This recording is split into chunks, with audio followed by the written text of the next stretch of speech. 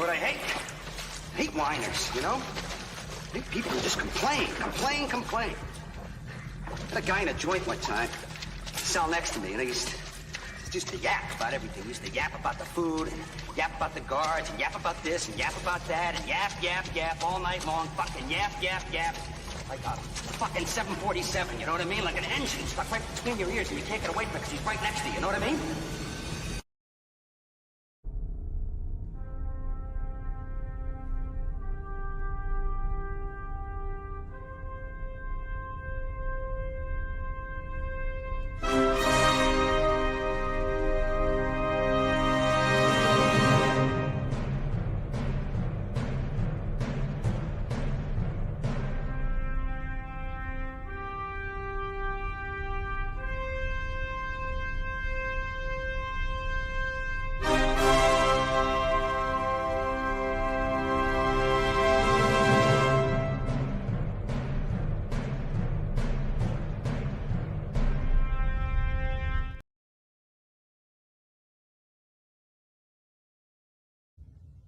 In my opinion, that sucked.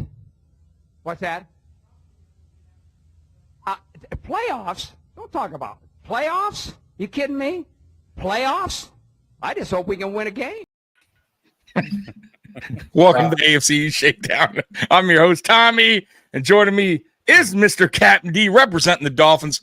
Below is Mr. Juan representing the Patriots, the only winning AFC East team from last week, and Mr. Anthony representing the Jets, the winless Jets. Poor Anthony. Oh, guys. We got first place. My bad, bro. How's it feel, Juan? Are you puffing your chest out a little bit? I'm literally puffing. I'm doing props in the show today, baby. Hey man, look, that's I'm happy for you, brother. Honestly, I am happy for your team. I've been saying it. What I said really is happening. I told everybody last year the Patriots are doing it the right way. It's and it's clearly shown. However, we got a lot of season left. Bro, I don't need shit, man. I'm just kidding around. You know me. I don't do this. We have a lot of season, but it doesn't matter. Regardless of the fact you're 4-2. Right, or 5-2 now. 5-2, correct? You're 4-2. Sorry, 4-2, and you're feeling mighty. Yeah, mighty good. We'll be 5-2. Right. You should be. Yeah, right. So let me correct that. You're 5-2, right? You guys are. It's. You do have a nice schedule, but that's usually what happens when you're a sorry ass team the year before. They tend to give you easy schedules, but it doesn't matter. You play who you play. And you take the dubs as they are. So let's get right to it. Let's go ahead and get to Anthony's game. It was the first game of Sunday. Bright and early for Mr. Anthony. Yeah. Anthony, talk to us. 13-11. What happened? I was close. Your defense showed up. I was going to say, the defense finally showed up. Big rebound week from the week before. Spotted the offense some awesome field position to open the game, forcing a fumble on Denver's opening drive. First turnover of the season, by the way, that the Jets have forced. Given the Jets great field position, garage sale. Yeah, you guys do you already have the signs outside leading up? Like when people are driving by, they just go by to the upset with it. Garbage sale, bro. You were thinking garbage. I just caught that. Are you guys having a garbage sale? All right, go ahead, Anthony. The garage sale is coming soon, but anyway. 2 weeks from the trade on top of the garbage sale. All right, go. Sorry. Trade deadline, there are a lot of names from the Jets that are going to be going elsewhere. It's my opinion. I'll take Breece Hall. We need running back real bad. I'll take Breece Hall. Patriots, but matter of fact, you're Anthony Garrett Wilson. I sent you that. He was screaming, "I want to go to the Bills." You saw that, right? I got to throw some respect to Garrett Wilson. I don't know if you guys pay attention. Orlovsky's been all over the Jets got to trade Garrett Wilson. They got to get him the hell out of there, and they're wasting him. Blah blah blah. And Garrett Wilson responded with I think it was on Instagram, not wasted, whatever. Stand up for the fact, hey, I'm here. I want to be here. I don't know why he wants to be here, but respect to the guy. He's no doubt in my mind, he's probably like the model citizen for the Jets right now. And there's not many of them. But anyway. Danger Zone saying nobody does it better than you guys. Nobody does 0-6 like the Jets. I'm sorry, Anthony. I'll tell you what. I will give you some good news. It is very tough to go winless. I know. You're bound to pick up a win or two somewhere, right, Juan? Somewhere. You won't go 0-17. That won't happen. Yeah, that is right. We'll win somewhere. It's very tough to go winless. It really. It's almost as tough as going undefeated. Honestly, there's only been two teams, the Browns and the Lions, I believe, that went winless. Lions and Buccaneers back in like the 70s. Did the Buccaneers do it too? Okay, so 3 times. Still, that's a rare. They had like a 20 Anthony. Straight game lose. It took them a year. You're right. You're right. They almost had 2 straight years. Yeah. That's terrible. Anthony, you don't want to be part of that, do you? And the Browns almost did it 2 years in a row. I think they won like 20 games in like 4 years. The Browns in the mid-2010s. Terrible. I don't want the Jets to go winless. However, you're good. It's been eons of just crap. But with all that crap, they've never bottomed out. They've never, well, not never, but in the last 20 whatever years, 1998 was the last time that they had the first overall pick. So these last 15 years of like missing the playoffs, consistently picking in the top 5, top 10, out of all that time, they have not done the full Monty and gotten down to the first overall pick. They got close a couple years ago with the Trevor Lawrence year. They had to win a couple meaningless games in December to ruin that opportunity. I mean, we all see what was the year they got beat the Rams? Yeah, you beat the Rams, and then the following week we beat the that year the COVID Browns, where they had like 6 guys out with COVID. So we pushed some luck there. Oh yeah, but Baker had literally no wide receivers. Like the whole receiver room was out for the whole game. I remember that. They had open tryouts. I forgot about the lovely COVID season. Anyway, that was a blast. But I mean, I think like for this thing to freaking get some sort of thing going in the right direction, I'm not saying winless, but they got to get that first pick. I mean, I'm tired of this team sucking just enough to be picking the top 10 and miss out on their pick of the litter at quarterback, always kind of like, having whatever guy falls to them. This is kind of a situation where it's like, there's nothing to play for this year. The only people like really fighting for anything are some of the players that have something to stand for, and the coaching staff trying to coach their jobs. Because let's be real, they keep putting out performances like they've had in the first 6 weeks of the season. These guys are going to be coaching for their jobs. I truly do believe that. And let's get into the game because there's plenty of things to talk about with this game. Well, Tommy, you could skip me because I ain't watched a lick of this shit. I was at church. It was so bad. I was up at like 10, so I caught like, I don't know, second quarter, midway through or something like that. Mm-hmm. And I was bored anyways, but I'm like, whoa, this is terrible. And it was the perfect time to wake up too, Jets have the ball. They have possession, midfield, or I think they were the 40-yard line. 4th down, I think they had 2 timeouts at the time. 4th down, they line up to go for it, call a quick timeout, and then after the timeout, come out in a punt formation that you literally saw the special teams coordinator for the Broncos screaming down the sideline because they had the entire starting offensive line on the punt team with Breece Hall lined up in the backfield to line up for a fake punt. They got it. They got it by a slim margin, but they got it anyway.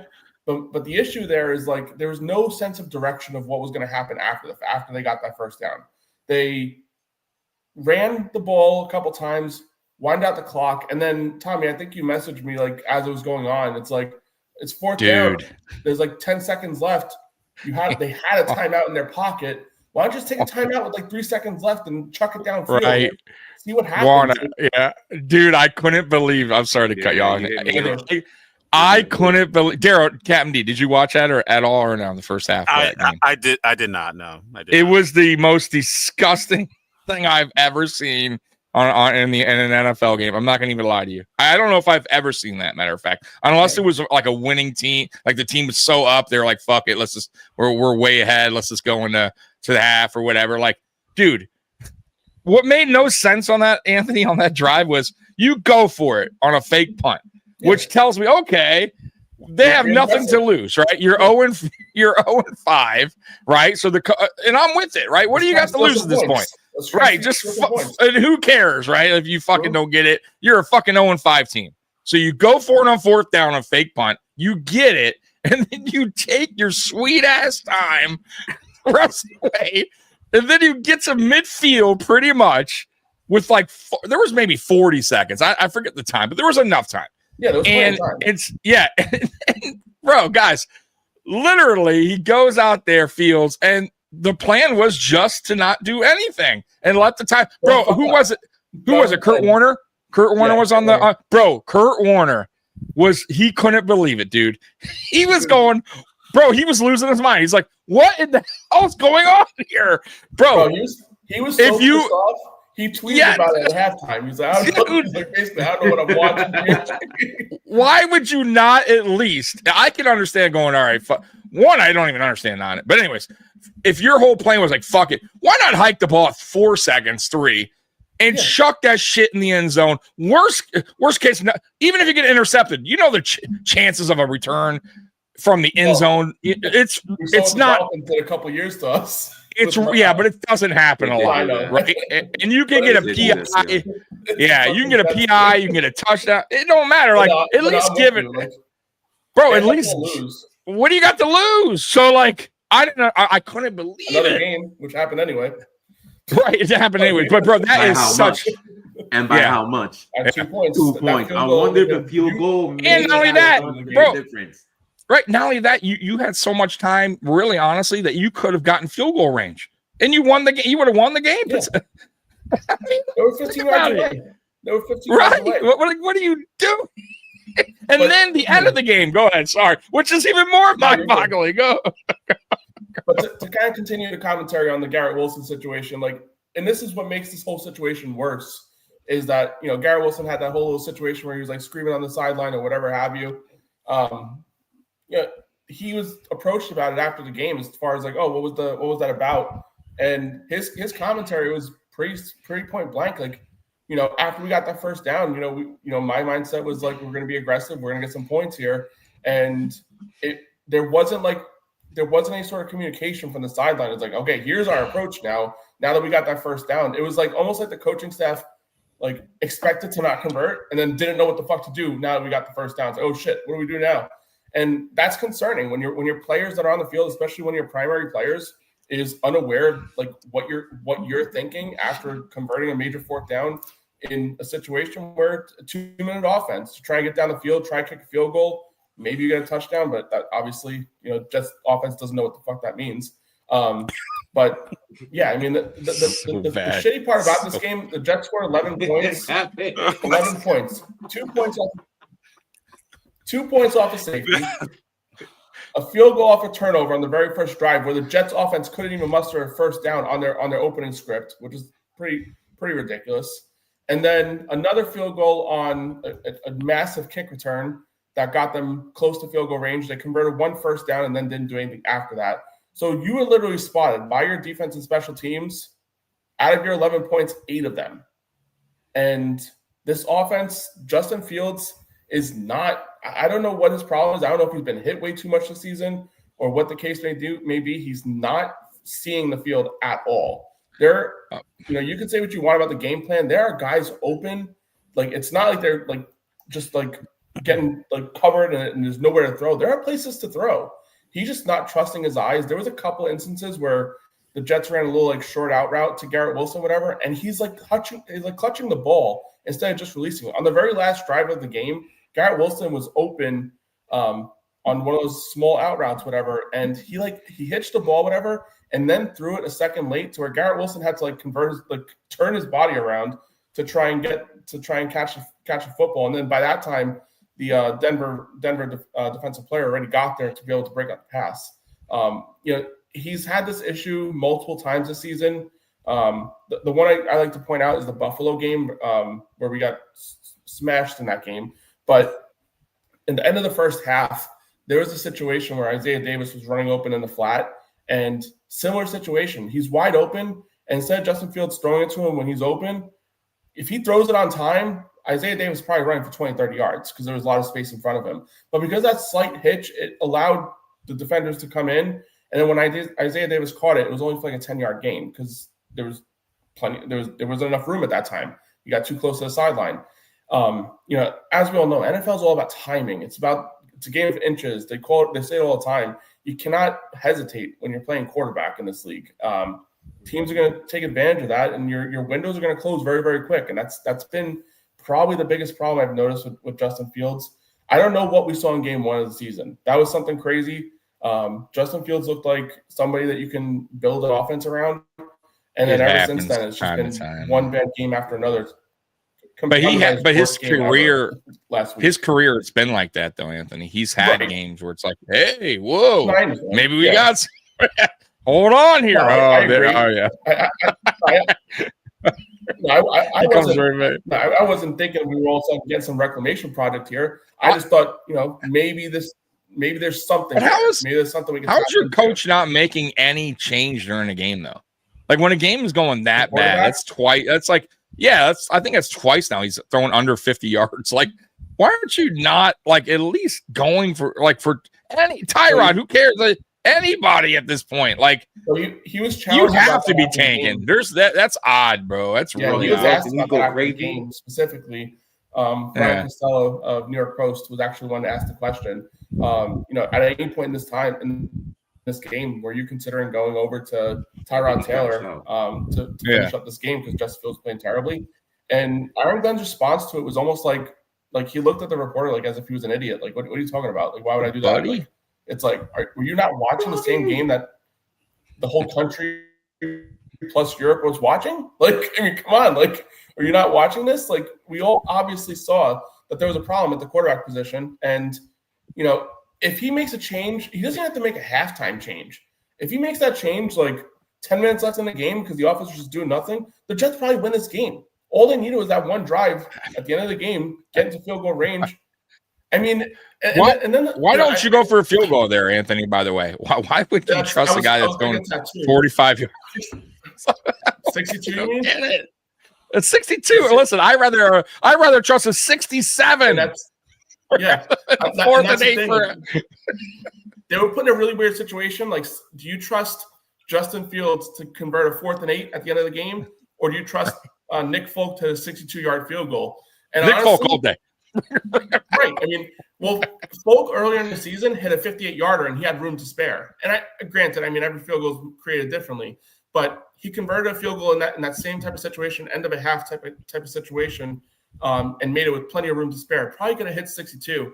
Another alarming thing about Aaron Glenn, when he was asked about the field goal at the end of the game, he responded to the reporter, I don't know if we were making that. How long was it? Like 64, 65? Like, he didn't know how long the field goal was. Oh, no. He made a critical decision in the game without knowing every single fact about that decision. Like, that is a bad look. To go.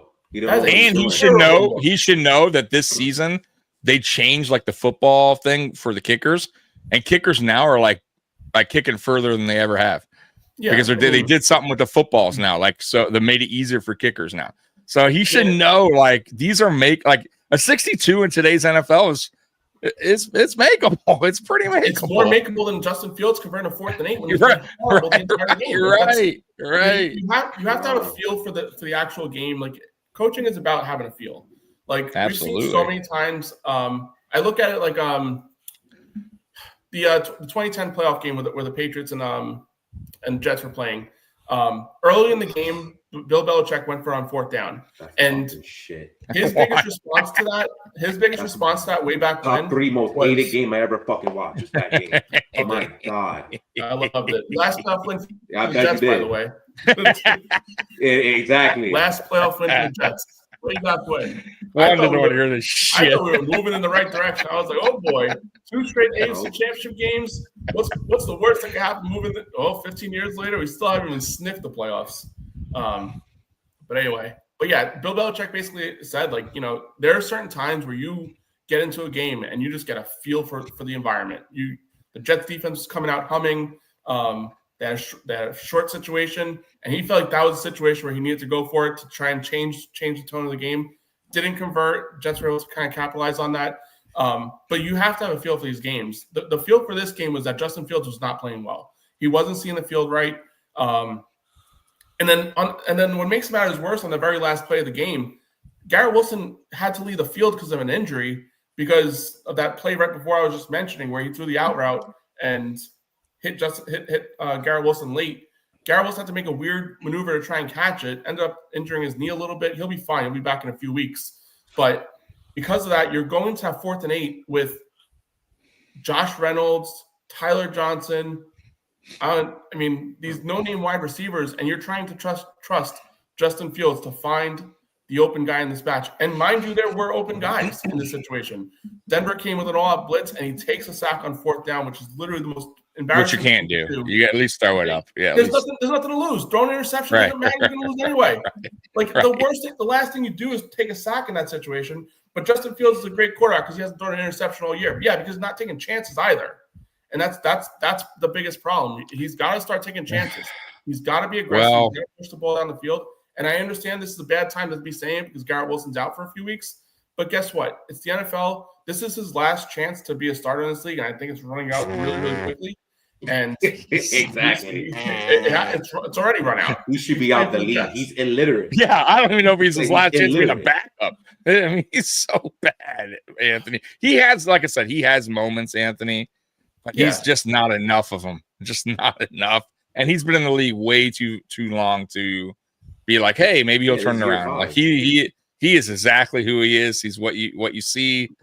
You guys, if you don't make a quarterback change, that's what he is. Yeah, you are tanking big time because it's a tank job. Because there's no way he should be your starting quarterback. I don't care. But you better go find another coaching staff because this ain't it. This reminds me of last year. This is bad. This looks just like Rob Mayo. Exactly. You're right. A lot of dumb mistakes. Yep. Teams now, right. And that happens. The thing about it is, if he's the coach and you get the first pick, you're not going to be good. I'm telling you right now. They're going to set you further back, which is, he's not ready. That's my concern. I don't see that happening. I just don't see it happening. No, probably not. But unless they completely bottom out and they're like 0-17, then everything is on the table, I think. If I were you should hope that. I mean, I'm there. I've been talking about it for weeks now. I've been talking about it for weeks now. I just have a weird feeling about this. I don't know. And, I think it was the first time I said it was after week 3. And I know it's very early to have these feelings.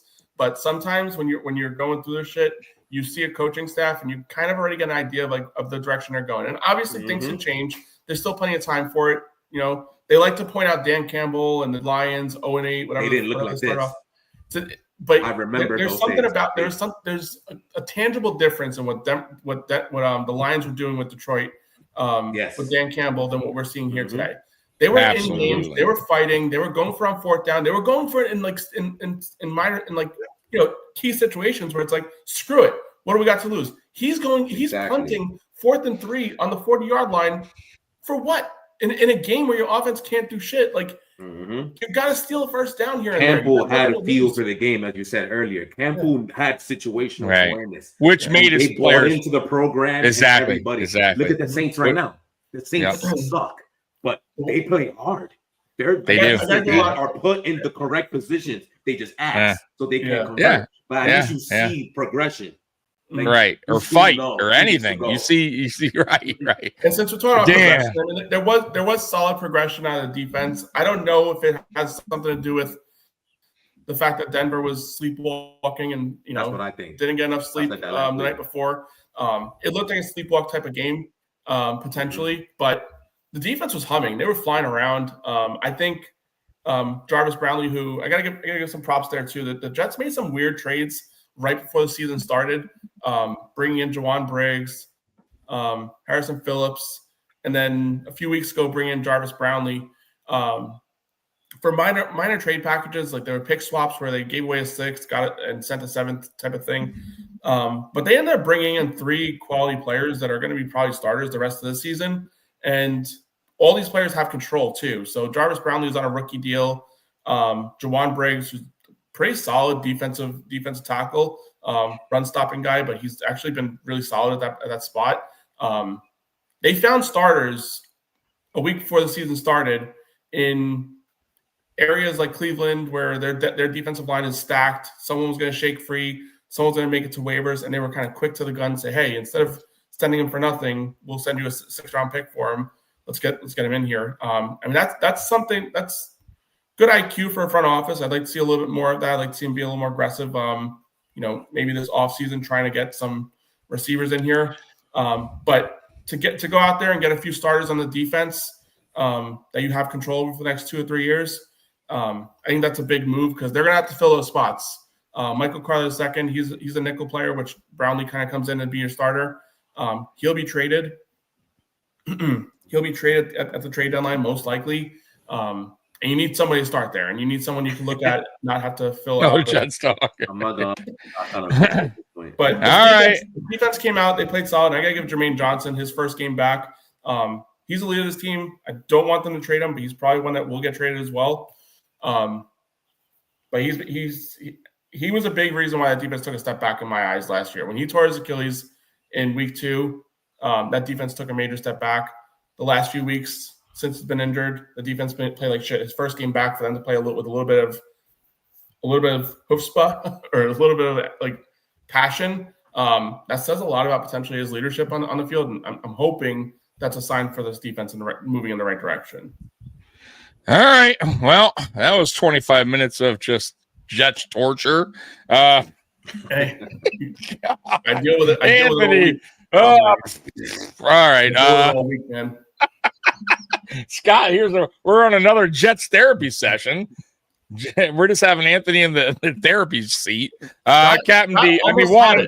He called the Jets to win this game. He almost had it. If only his offense had any semblance right. of pulse. Juan didn't watch the game, but Juan knows.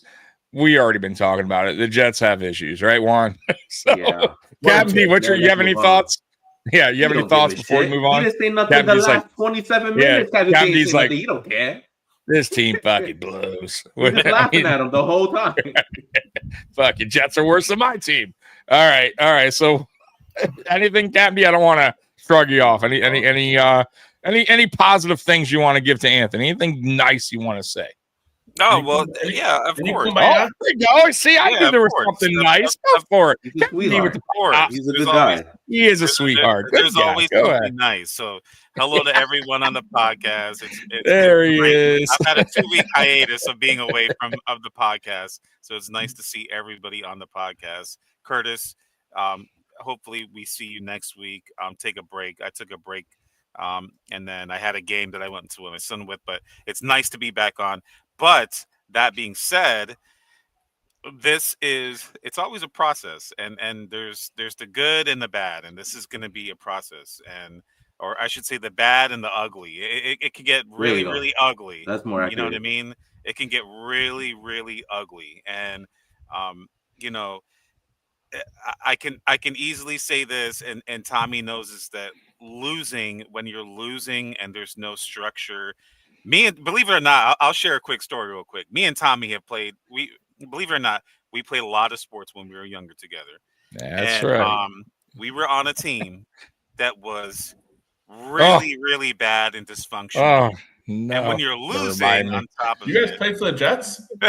We played for the Jets 1 year. Me and you didn't even realize that. You guys were so terrible. Yeah.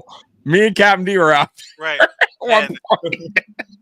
I could, losing, and when there's dysfunction, it really can pile up and make things a lot worse. But for the Jets, you have to continue. Now, tanking is real. I'm not saying the Jets are tanking, but tanking is real. It is real. So, absolutely. If the Jets are smart, you're continuing to evaluate every game and see what's going to stick. Things are not panning out right now, and I think I came on here a couple of weeks ago and I said I love the pedigree where Aaron Glenn came from. Has a positive, even though they haven't won a Super Bowl. It was good. That pedigree of Dan Campbell was looking good, but that's a whole different situation when you're with a new organization and you're trying to make your own mold and build the right franchise, right? And we're still waiting to see. So you have to continue to evaluate. Hopefully, it's not looking good right now, but you have to be patient and see what Aaron Glenn is going to bring. It's rough right now, but for the Jets, you have to be patient. How patient is the question, though, Captain D? Yeah. That's the question I'm asking you. Captain D, go. How patient? I mean, they need to ring off at least a couple wins this season, right? I mean, right now. Is that enough, though? Is that enough? 2 wins, 3 wins? And is that enough? My dumbass coach last year won 4 games, and look how fucking shitty we look. I'm not trying to hear that. You do see the difference, Captain D, of a bad coach who right, in Mayo, and right, you see the difference. The thing about the saying, it can happen. I get what you're saying, though, Captain. The wins don't matter. It's how it looks. That's what matters. Right. And there's nothing of structure going right now. So not now. Not through 6 games. Not sure. right now. Yeah. No. He's gonna finish the season. I would. Oh my god. I'm on my first right pick. It just seems like he's after the season. Yeah. But he's just lost. Go ahead, Anthony. Well, you have to see where they're at the end of the year. What are your options moving forward? That is true too. That's your point. Very good right. point. And then where you stand as far as the draft, free agency money that you have to spend, and so on and so forth. I do like the draft. That's a good point, though, Captain, because if there is, let's say, a coach out there floating around that's a free agent, right? And you can't pass on this guy, and he's willing to come to the Jets. Yeah, I think you make that move, right? That's that. I mean, if I'm depending how the rest of the season unfolds, right? Because who knows? But Captain D's right in a way, like he is he's a new coach. He's fresh. He's gonna make rookie head coach mistakes, but in time you have to show something. So we'll see. It's still 6 games in, but. He's right. That's why I went so aggressive. I'm scarred from last year. I know. Yeah, but you are right. But you know what the difference was though with your team though, Juan? You had that planned. You knew. I didn't trust you had your guy. I should have. You're right. Yeah, you should have. Like that was all set up. There was no way that wasn't. Like that guy sat out a year to pretty much wait to go coach for the New England Patriots. So there was no Mayo knew. Like. Come on, he fucked you at the end. Real quick. What's funny is that because we're playing the Titans tomorrow, and that's Vrabel's old team. So I think the final year that Vrabel was their coach, he also went into the Patriots Hall of Fame. So he came into one of the games. It might have been we might have played them. I'm not sure what game it was. He came over and had to put a speech out at halftime. Teams do that in their Hall of Fames, and he low key kind of embrace the Patriots extra more than he should have. That the Titans didn't like that. So there's your little, like you're saying, it was planned from then. I'm pretty sure that he was gonna wind up taking over the team at some point. That was all in the works, bro. So like glazing over the Patriots organization more than he should have. Mind you, he was a head coach of another franchise at the time, and he was glazing. So there's no question. Since that moment. He must have went in, Kraft, like, come here a minute. And they went and had let's have a private talk. Let's have this little talk. I got you, but I have to deal with this 1-year deal because it's in his contract. I have no other way out. You know what? We'll probably win, a few games. Get you good draft picks, and then you'll be right on board. And bro, it worked out great. But like Captain D said, we don't know yet. You have no idea who's available. We don't know. And once again. And you don't know. Well, and two, even if it's a offensive coordinator who's the hot guy, the hot coach that's out there, you still don't know. Like, is he head coach? Can he be a head coach? Because the transition from defense coordinator, offense coordinator to head coach sometimes doesn't always go the way you think it's going to go. So not every coordinator is meant to be a head coach. And I did say hot guy. I gotta So the next hot guy, the next hot guy, we need a hot guy coaching this team, guys. All right. So let's move on from the Jets. Let's go after that comment. Let's go to the Chargers, Dolphins. We'll let's start go with to mine because mine is faster. You want to? Okay, Juan's faster. That's fine. We'll go to yours first. Okay, let's go to the Saints-Patriots game. 25-19, Patriots win. Talk to us, Mr. Juan. So do you want me to complain about the refs now, or do I like? You can do whatever. You can leave that for your rant. You can leave that for your rant. How about that? There's not much for me to talk about. Because if anything, we should probably go over the refs as a whole in its entirety. I think all of us agree that this is one of the worst officiated year of all time. It's craziness what's going on. If you want to call 30 flags a game is fucking ridiculous. But anyway, and the whole call, like the league calling down and changing calls. That Chiefs Lions game was atrocious, by the way, with that. But anyways, that's a whole different story. Yeah, go ahead, Juan. So I'm not gonna talk about that. The refs were ass. We still won the game though. We should have had 35 points, but it's whatever. So they got over the trap. That's a nice little check mark for me. I like that because that was a scary team, in my opinion. We should have won 35-20, but we passed that check. Now Saints have been pretty scrappy this year. They've been competing with people. They've been playing. They're a scrappy team. We said that though. We said that last week. Remember when we were doing ours? And I think we were close in our score prediction. 6-7 points. I'm like, we all of us. We're about right there. Knew it was gonna be within a touchdown. Yeah. Drake made Jesus Christ. Like people were saying, like the experts were saying that his game against the Saints was better than the one in Buffalo because he was so good in structure.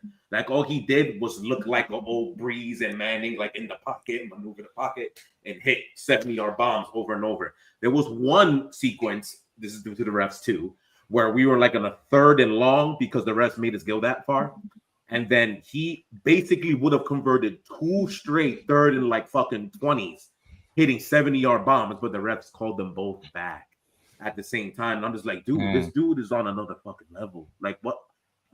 I can't believe how fast the improvement is coming with him. Like, I can't believe how quick. Confidence too, man. He's building his confidence to each week. You know what I mean? He's in top 10 right now. It's insane. I can't believe it. I'm happy. I've been great. I've been in a good mood.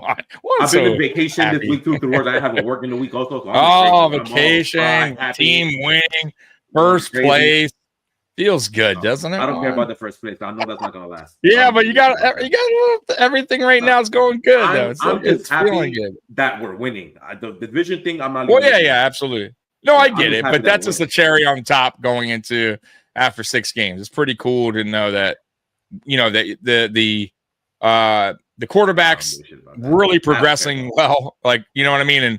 And the coaching is what you thought it was going to be is actually showing up. Yes. All right. Like you could just exactly. So everything is kind of, coming along the process of what you wanted to see is actually happening, which is always a great thing when you're in a rebuild. So I get what you're saying. Like, I'm totally with that. Anything else before we go? Yeah. To Anthony, the defense, though, I'm not very happy about. The pass defense is not good. They need to do something about that. I'm tired of what's going on. Run defense is good, though. Your run defense is pretty stout. It's sensational. Yeah. But they're going to get tested in 2 weeks. I can't wait. This is those next 2 weeks, Atlanta and Tampa back-to-back. I'm waiting for those games. Well, I'll tell you what. Because you guys are a winning team right now with the deadline, it's going to be some interest. It's going to be very interesting to see what teams do because there's going to be sellers and buyers. And right now, you guys are probably a buyer. So, so it's going to be very interesting. How many to see. Dogs you got? That's the second one. How many? Dogs hey, buddy. I got 3 dogs. 3. Hey, I love dogs. Look at that. What's his name? Is that a girl or a boy? Buddy? That's a boy. Oh, buddy, what's up, dude? That's a Florida dog right there. That's a Florida cur. Yeah. Big guy right there. Good boy. All right, Anthony, what do you got to talk about these Patriots? What do you got to say about them? So I was the one that picked this to be a little bit more of a blowout than it was. You should have been right. It should have been. Yeah, it should have been. But I mean, at the end of the day, Patriots took care of business. You don't get style points. You don't get extra wins because you beat a team by 20 points. At the end of the day, it's about, especially going on the road. Saints, aren't the team that they were, but it's still New Orleans, still a pretty tough place to play at. The stadium does get loud. And for Drake May to win games on the road at this stage of his career, that's a big feather in his cap. 3 touchdowns this game. 8 is crazy. These are things you're looking for when you're trying to say, is this guy, what we want him to be? Coaching staff has his team ready to play week in and week out. As close as this game was, it was always just kind of out of the Saints' reach for the most part. Like even watching on Red Zone, I was looking at it. It's like, yeah, it's only a touchdown game, but I think the Patriots have it under control, and you guys did. I mean, you controlled the game from start to finish. Nothing much to say here. Yeah, you guys are moving in the right direction. That's all it is. Yeah, I mean, there's not much. Right. We're going the opposite. Captain D, what do you got to say about the Patriots? What they're doing right now? Boy. And what about you, buddy? Anything? You got anything to say? Fuck the Dolphins. Fuck sick of them. But all right. Well, I will say this. Boy, was I wrong. The last time I was on here, I predicted the Patriots to get upset by the Carolina Panthers, and boy, was that. Oh, yeah, you dodged me. Oh, yeah, you were dodged. You dodged one. Let me explain. No, that weekend I was severely overworked and tired, but I did come on here and say, hey, the Carolina Panthers were going to upset the Patriots, and boy, that went sideways. But once again, and I did say this last year, is that the Patriots are building the right way, and now they got their head coach in Vrabel, and he's looking like he's on point as usual. And hey, you got to tip your hat. The Patriots right now, I believe you guys are, you guys are in first place. Who would think? Who would think in the AFC East? It's still early, very, but you guys are moving in the right directions, and that's good to see. We want competition in this division. You know what I mean? You want to beat the best, and you can't shy away from that. Yep. All right. Well, Captain D. So as you guys know, Captain D's birthday was about 2-3 weeks ago, right? Yep. And his son got him tickets to the Dolphins game. So they went to how was it? Yeah, Dolphins Chargers. So go for it, Captain D. You were there. Yep, I was there. It was good. It was a different experience this time. And I'll touch on that with my rant, but it was a different experience. It was nice. Initially, I told my son before we went to the game, before he told me he got tickets, I was like, listen, do not spend any money. Don't invest in this nonsense. Let's just watch in the house. And he was like, I got you tickets for your birthday. And I was like, all right, let's fucking do this. And it was a great experience. It's a tradition that we're trying to uphold every year, to at least go to one game together, to a Dolphins game together, which is nice. Yeah. But I do want to backtrack a little bit before this game, because I haven't been here in 2 weeks, and we lost. It's been 2 rough games. We lost against the Panthers, obviously, which was horrible, and I couldn't comment on that. And I'm just going to comment on that real quick. That was a winnable game, real quick. But I will say this, and I do want to share a story about this real quick, very, very quick. Go, you got time? Go for it. We're ready for story time. Okay, so here's a little. Here, spent 30 minutes on the Jets. We'll give you time, brother. Here's a little short story time. So I'm gonna backtrack to where I just talked about. Me and Tommy used to play sports together, and when we played sports together, I didn't have the quickest feet. I wasn't bad. I was more of a physical person, but I didn't have the quickest feet. So one time, Tommy pulls me aside and he says, "Hey, listen, get over here.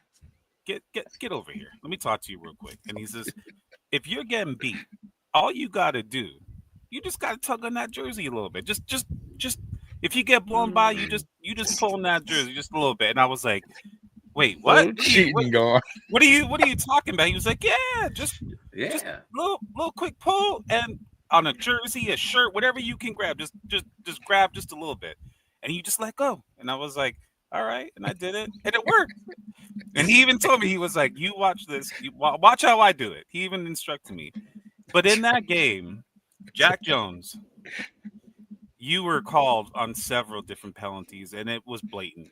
It was blatant, and I understand you're put in a position right now to where you got to do what you got to do, but you were pulling and tugging on every which way, and you have to be a little bit more discreet about it if you can. That's right. You have to. It's discretion. They all do it. Every single player does push off. Yeah, it's how you do it. It's how you do it. It's how you do it. It's how you do it. It's how you do it. And that didn't hurt. That hurt us a lot in that game. But back to the Chargers game now. That was tough. We came back, in the fourth quarter, and it was rough. That was rough to watch in person. But our schedule, our record shows what we are, and we're a bad team right now. We can't execute, on every level consistently, and that's a problem with the team. You know what I mean? So, yeah, it was difficult. It was difficult to watch. It's wild because when I look at your games, like a lot of the games you're in, I mean, a lot. Like, I mean, you got blown out versus the Colts, but I mean, there's games that you're blown out since. Right? You haven't. And there's games you've been up. You know what I mean? Like, or just really just down to the wire. Like.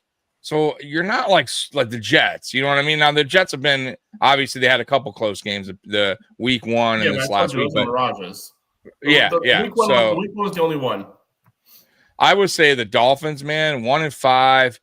Honestly, man, you just gotta blow up the team, bro. You gotta get rid of the coach. You gotta get rid of the GM. You gotta start fresh because you don't have the worst like players. You have talent. You don't. But you just don't have like the leadership. You don't have the guys to make them better, or put them in the right position to win. And I don't even know if the players want to win for like it's so dysfunctional. And then you got Tua talking shit, and then he's going back and saying, I don't think you have the blue guys on offense either. It's all fucked up, bro. I don't know. Like, go ahead, Anthony. I was like, can I ask you a question on the Dolphin situation? Because I think a lot of us kind of thought this thing would be kind of teared down by Halloween. And I know when I had originally said that, my thought was because you guys had what's his name over there, the defense coordinator Weaver, right? Yep. You guys had him. He had a pretty solid year last year, and I know you got some head coaching interviews. So when I was at least thinking about this thing would be over by Halloween, like for McDaniel, I kind of looked at him as like, okay, obviously, like guy got head coaching interviews, could be a good candidate to be an interim coach. Do you think that this defense taking a major step back this year probably kind of lengthens that conversation a little bit more? Because now, like, do we really trust this guy who's struggling to control the defense to be responsible for the entire team? Oh, definitely. I mean, it's just been I think this season has just been the biggest enigma because you're the strongest point we were looking at was this defensive front, you know what I mean? But a lot of these guys were coming off of injury. So Jalen Phillips, Bradley Chubb, serious injuries. We have a rookie in Kenneth Grant that's not playing very well. He's one of the lowest rated. We're asking a lot of young players to perform. On the back end, at the corner position, we got guys off the street, you know what I mean, that were Jack Jones, Dante Trader we drafted, but they're young guys that we're asking a lot from. So it's a little bit of a different aspect as far as Anthony Weaver, where he had some vets last year. We had Calais Campbell that we were relying a lot on leadership. We had blue guys. Yeah. We had Ramsey, you know what I mean? It's like, and yeah, we brought back with Minkah Fitzpatrick. But that's a lot. That's a lot of change that's going on right there, and a lot of young players. It's I don't know. I don't think Anthony Weaver right now he's struggling because of what he has to work with. I honestly. So I talked to Captain D a couple of days ago about this. So on the way to work, I always listen to these guys on sports radio down here in Detroit. 97 won the ticket, and they were talking about like coaches and people that should be fired and all that. So they're like, what about, they brought up the Dolphins, they're like, what about Greer? Shouldn't Greer be fired? And the guy's like, dude, he goes, that guy, he's like, he's not going to be fired because of the whole Flores thing. Yeah, and I didn't even think about that. Like, and bro, he might be onto something. That makes sense because who knows what he knows. And that whole lawsuit thing that Flores has with the Dolphins, and then now you're going to fire this guy, a black GM. I'm just saying, you never know what he can do to hurt the owner of the Dolphins. If he has anything on him, that's a sticky situation, boy. And it's quite possible that Greer stays and McDaniels get fired, and Greer continue. And now Greer may not be the GM, but he's going to be something with the Dolphins still. You get what I mean? So he may not get fired, but he might get like, hey, he's now senior, blah blah blah of this. Like, there's always some kind of position that they could transfer to, because I'm sure there's some more stuff that Ross doesn't want getting out, like 100%. That he doesn't want the NFL knowing about, or they maybe know about already, and the lawsuit's going to hurt them. So very interesting to see if there is any changes with the Dolphins, if Greer is one of them, because if he's not, there's something for sure going on, Captain D, 100%, because he's been there way too long. And it's just not going good with him as GM.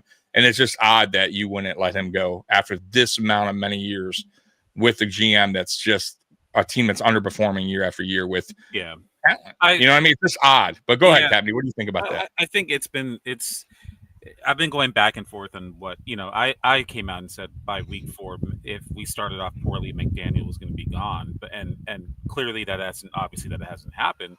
And now they're coming out and saying that, Stephen Ross is saying that, he likes McDaniel, moving forward, and but there has to be a change, especially a guy like Stephen Ross. I'm going to touch on this on my rant actually, because it's just been going back and forth, but there has to be some type of change. You know what I mean? And sometimes, the Dolphins have been in the media spotlight lately, and a lot of people have had different opinions, and it really and truly comes down to the owner and the decision making that he's making on who's running the franchise. And I think they've done everything. They've spent countless millions of dollars on contracts, and they've traded, they've acquired multiple pick. You can go back to Laramie Tunsil when they pulled that, and we've traded for Tyreek, and it's nothing has worked. I think it's time for someone who's handling the main operations, whether it be the GM and Chris Greer or somebody behind the scenes. Something needs to be shaken up as far as who's making those scouting. Maybe, I don't know. Yeah, 100%. So in this game, back and forth, but the Chargers, ultimately the better coach team, won. I mean, let's be real. It came out to the better coach team, wound up winning. Tua, 3 interceptions. Tua has regressed, in my opinion, this year. This is the worst I've seen from Tua, because I always said I don't think he's a terrible quarterback, but boy, he's just gotten worse and worse. I don't know if his he seems like a confident guy, so I can't. I mean, his press conference, it just seems like he's just go, hey, let's just play another game, guy. Like, he doesn't. I don't know what to think about it anymore. I don't think he cares anymore, to be honest with you, about the any negativity thrown his way. Well, remember he said the other day, like, I don't give a fuck. I got my family home. you have to remember something, and this is why I touched on this earlier when I talked about when you're losing and you're playing on a team that is dysfunctional, or an organization that's dysfunctional, what happens? You know what I mean?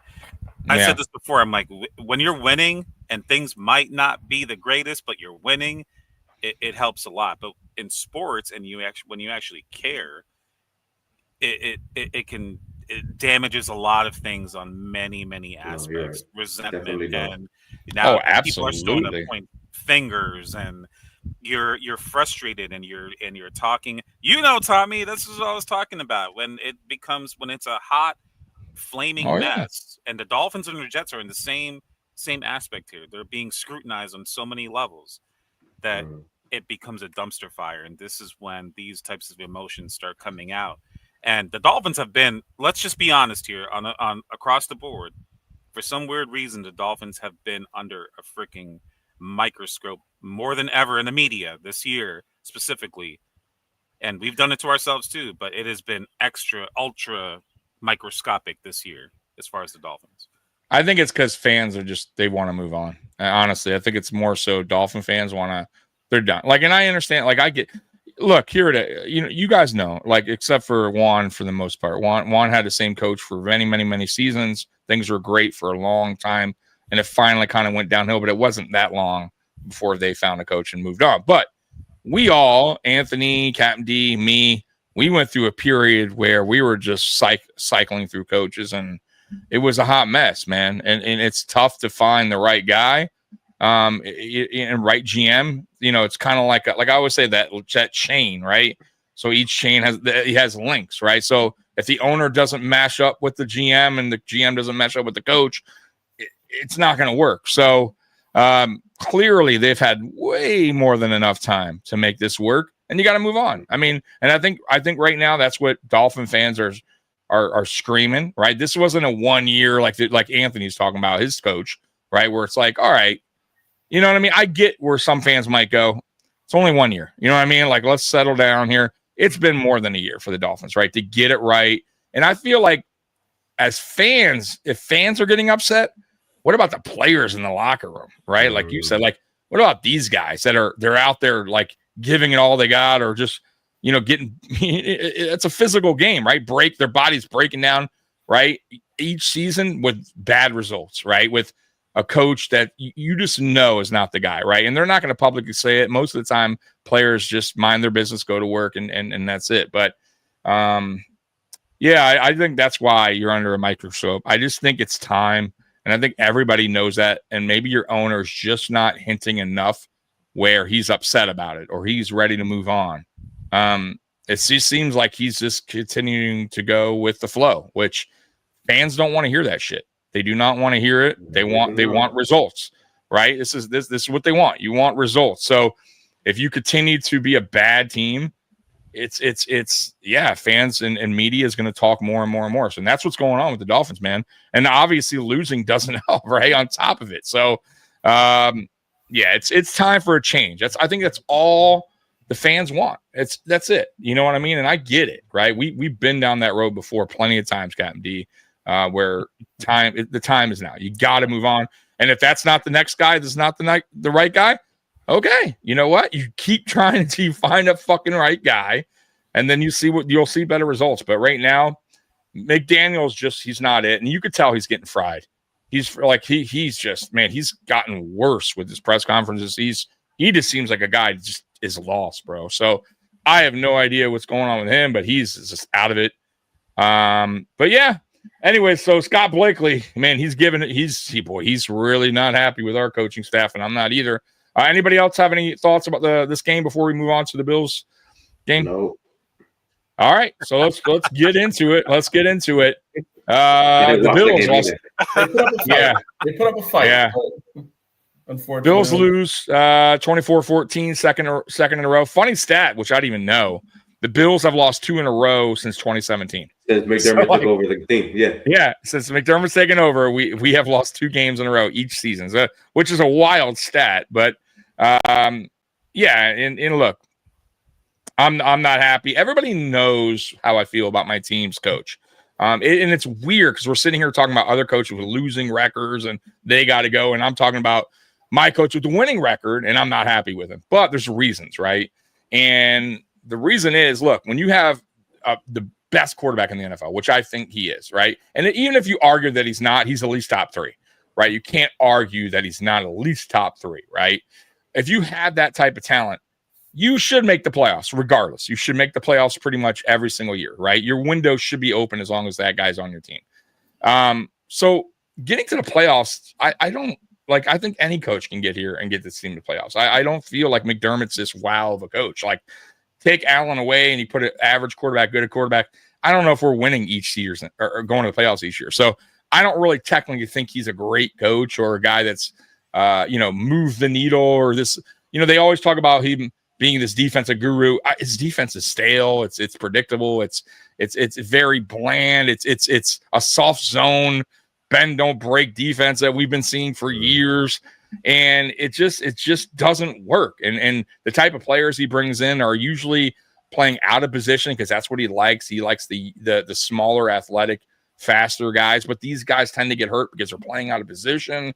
That's why our team's like broken on defense. A lot of players get hurt. Matt Milano's never on the field because he's, once again, a guy that went from safety to linebacker. Terrell Bernard, another guy, light linebacker, constantly hurt. So it's just, there's a lot of things that like fans of the Bills are just upset about. And I get it. And Joe Brady, who I think he's a good OC, but the whole narrative that he was this great OC, I said it last year. I don't see it. I see a guy that can be very vanilla, be very predictable. He doesn't know player strengths, meaning if you take our roster, meaning our offensive guys, our receiver room, let's say, and you took that and you same roster, you put it on the Chiefs, I promise you, Andy Reid would know how to scheme up for each guy because that's what makes Andy Reid special. He can work with mediocre players, right, and make them better, look good, at least put them in spots on the field where it's like, okay, this guy's a speedster. I'm going to do this with him. I'm going to scheme this play up for him. This guy, he's bigger receiver. Okay, let's do this for him. I don't think Brady understands that, and he doesn't do it well. Like all of our receivers are just out there, it seems like. So if you cannot make your player, if you do not understand your player's strengths on a mediocre receiver team, they're never going to get better. They're never going to, do anything for you. And that's the problem right now I see. And that's why I've been saying it all year. That whole everybody eats is bullshit. Okay, I don't want to hear it anymore. That is they're masking a problem, and they're trying to make fans believe like in this everybody eats bullshit. And it's just because, they don't want the fans to be like, oh, we need a one, right? No, guys, we don't. Everybody eats. This group is Josh Allen's. This is gonna be good. He can go anywhere. Can he? Like, who's the go-to guy, right? When things are 3rd and 8, right? 4th and 4, right? Who's the guy? Who's he gonna go to? Right? Every quarterback should have a go-to guy. He should have one guy that you need. Hey, we need a big play. Who's the guy? We don't have the guy, and that's a problem. I see that as a problem, and you're seeing it now when we went against two good defenses in the Patriots and the Falcons. Right? Falcons #1 defense. We scored 14 points. We gave up 24, right, to an offense that is shaky. And no offense to the Patriots, Juan, but your offense isn't the best in the NFL, right? We gave up 23. If our offense was better, let's say we're scoring 29, we win both games, right? You get what I'm saying? So for me at this point, we know what our defense is about.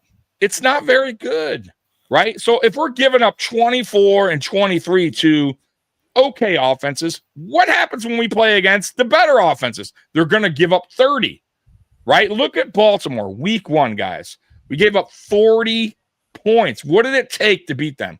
41, right? 41 points. That means this team is going to go as far as Josh Allen could take it. It's the only way this team can win is by outscoring their opponent. They have to score in the high digits.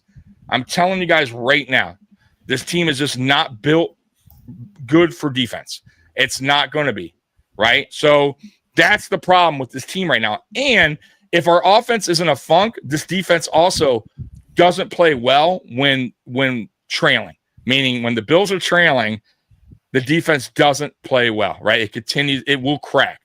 And that's what you saw. That's what you saw against the Patriots. That's what you saw against the Falcons. So something's got to change. And the trade deadline's here. And yes, we've been down this road before. We've lost 2. I just said it earlier. And yes, the Bills will probably bounce back.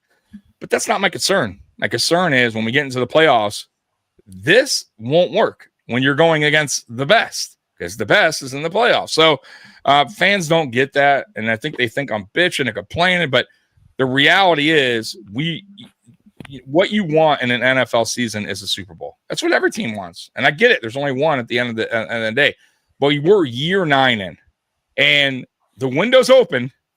But as other teams like the Patriots, the Colts, the Chargers get better, the window is slightly closing, right? So you can't just sit on your hands. So I hope Bean understands this. And at this point, I'm just done with the defense. Load up on offense. Get yourself a guy, if you can, through a trade that can make the offense better, and just try to outscore everybody. And that's your path, because I don't trust the defense. And I'm not even saying the defense was terrible the last 2 weeks. 24 and 23 points you should win. You should. But you're not going to win if you score 14 and 20, right? So that's not good enough. So the offense has to play better, and I don't trust Brady enough to work with subpar, average receivers. Clearly, he's not a guy that can bolster them and make them better, right? And that's how I feel, man. And this team is on a bye week now. We have 2 weeks to see what we're going to do. Hopefully they pull a trigger. There's going to be a lot of sellers, and we pulled the trigger 2 years in a row now. So I expect we do that as well. So anyways, Juan, what do you think about my team 2-game losing streak? So you talking about you're done with the defense and all that, right? And you got I've seen that. Yeah, I've seen this defense way too long, Juan. It's the same. But there's no change. My worry is on offense, because y'all don't have the weapons. Right. That's what's scaring me. That's the worst. I don't know if I want we have James Cook. James Cook's our weapon, right? Let's be real. Like, it's Allen and Cook, but however, you can't have Cook out there. Who's your go-to guy on 3rd and 8? Cook? Yeah, exactly. He's a running back. You know what I mean? That's the problem. People don't get that. Go ahead. What scared me about that football game is that Atlanta kind of easily, this is 2 weeks straight, right? That both secondaries kind of easily handled the receivers. What are you seeing, Juan? What are you seeing? You're seeing it. You're seeing both weeks. Separation on press. You're not getting any they can't. Yeah, win. They can't win early in routes when and what defenses are doing, guys. And what I'm seeing over the last really 3 weeks, if you look at the Dolphins game, really they started it. When you play us press man and aggressive, meaning you blitz most of the time, Allen is having a tough finding that open receiver early in routes to get rid of the ball, right? And that's your problem. So the Dolphins did it very well, and then the Patriots go, okay, we'll press the box. We'll attack James Cook and go ahead and try to beat his man coverage, right? You're not, right? And the Falcons did the same. They brung the heat, they man pressed us, and nobody got open. Now, of course, some people are going to be like, well, there was a play here and there. Yeah, okay, every game you can do that. Every game in the NFL you can nitpick and be like, go back in the video and be like, this guy was wide open. Okay, but how many times was he not wide open? Right, like you're picking the 1 or 2 plays through a course of the whole game that that Allen happened to miss. That's not the point. What about all the other right that he wasn't open? It also depends on when he's open too. Is he open? No, I get it, but every exactly. Was the pressure breaking down when he got open, or was that his first read? Like, you know what I mean? So there's a lot, and bro, the time is like this. With the quarterback, you got 2-point-something seconds to make your mind up or get it the hell out of the pocket. And that's exactly what I'm seeing, Juan. You're right. The defenses are not respecting any receiver we have on the field, and they're going, fuck you. Yeah, when you said last week, we need to go find a big trade, a big receiver or something. Yeah, you do something. I've been saying for Juan, I've been saying it. They don't listen. I also think that your coordinator, for whatever God knows what reason, is not utilizing the tight ends enough. Because to me, those are your 2 biggest weapons. And King Cook, of course. Kincaid was out versus Falcons. So true. That was a rough. Yeah, that was a rough one. And you can see, right? So that was one guy that was stepping up, but another guy who gets injured. And I get it. It's funny. Like, now everyone's like, James Cook needs to be on the field more. It's like, when did this happen? No offense. I like James Cook. I get it. He should be ran more, but guys, like, when was this ever a thing where now we're a running team? Like, what? You have Josh Allen, who's thrown for well over 4,000 yards early in his career, no problem, when he had reliable targets and Stephon Diggs and Cole Beasley and John Brown, Emmanuel Sanders. Never an issue. Now it's, whoa, we need James Cook on the field. What? Like, okay, I'm with you there, but when did we become this? Now we only can win if we run the ball? Like, that should not be the case. What are we talking about here? And the other point that I hate people are making now, Juan, is, well, if we get a 1, Allen's going to force it to him. Really, guys? Are you fucking? Why would he do that? He's not an idiot. He's 8 years in the league now. He's not going to get a guy and be like, bro, I have to throw a triple coverage. Guys, he's not going to do that. What's going to happen is you're going to get a 1 here, right? Like, say what you want about Cooper, but when Cooper came, he was our best guy at that time that defense is respected.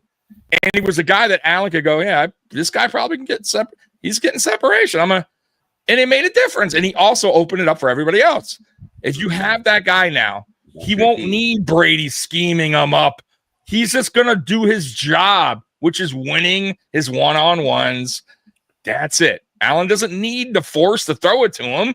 But once that guy beats his one-on-ones, guess what happens? Oh, he's doubled now.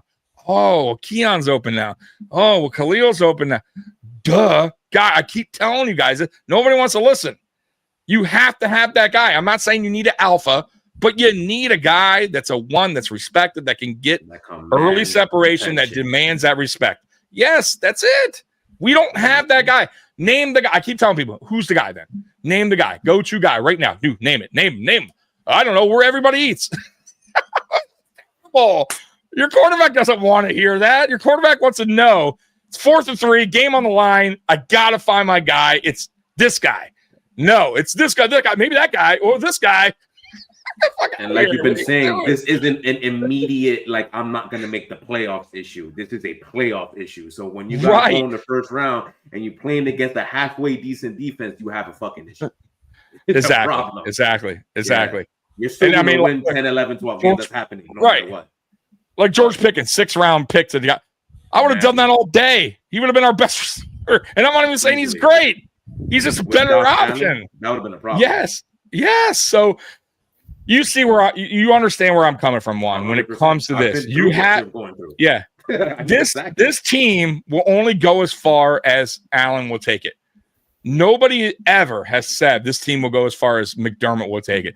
Nobody has ever said, if you ever hear a player that comes to Buffalo, have they ever? I'm telling you the God honest truth. I've never heard a player go, I'm excited to play for Coach McDermott. I can't wait to play for even a defensive player. Even Von fucking Miller said, I'm excited to play for Josh Allen. I'm excited to play for Josh Allen. He didn't say, I can't wait to play for McDermott. Boy, that defensive coach. Like, no, they know the deal. It's Josh Allen is going to take this team as far as you can take it. And if that's the case, and that's the reality, then fucking get him weapons. get him more weapons. Plain and simple. To help your quarterback. Doesn't hurt at all. It doesn't hurt. Yes.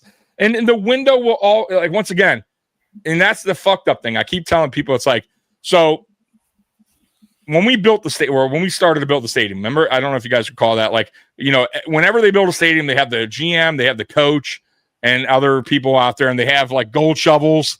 Every team does it, right? They take the picture. It's like, you know, so I'm like, bro, the guys, I hate to break the bad news to you. This is not Back to the Future. You ever saw the movie where the photos are just going to slightly start to disappear and that photo doesn't exist? No, McDermott's here to stay. So for as much as me bitching about him, complaining, owners don't give a fuck. They care about dollars. And if you're winning and you're a playoff team, to them, that's all that matters, right? I mean, some owners may think differently, you know, but most owners are all about that money.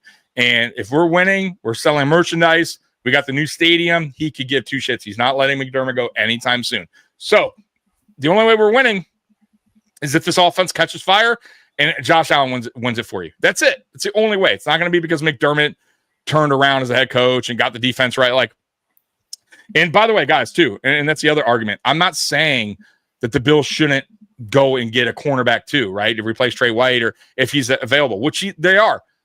But I'm just saying, you need a receiver too.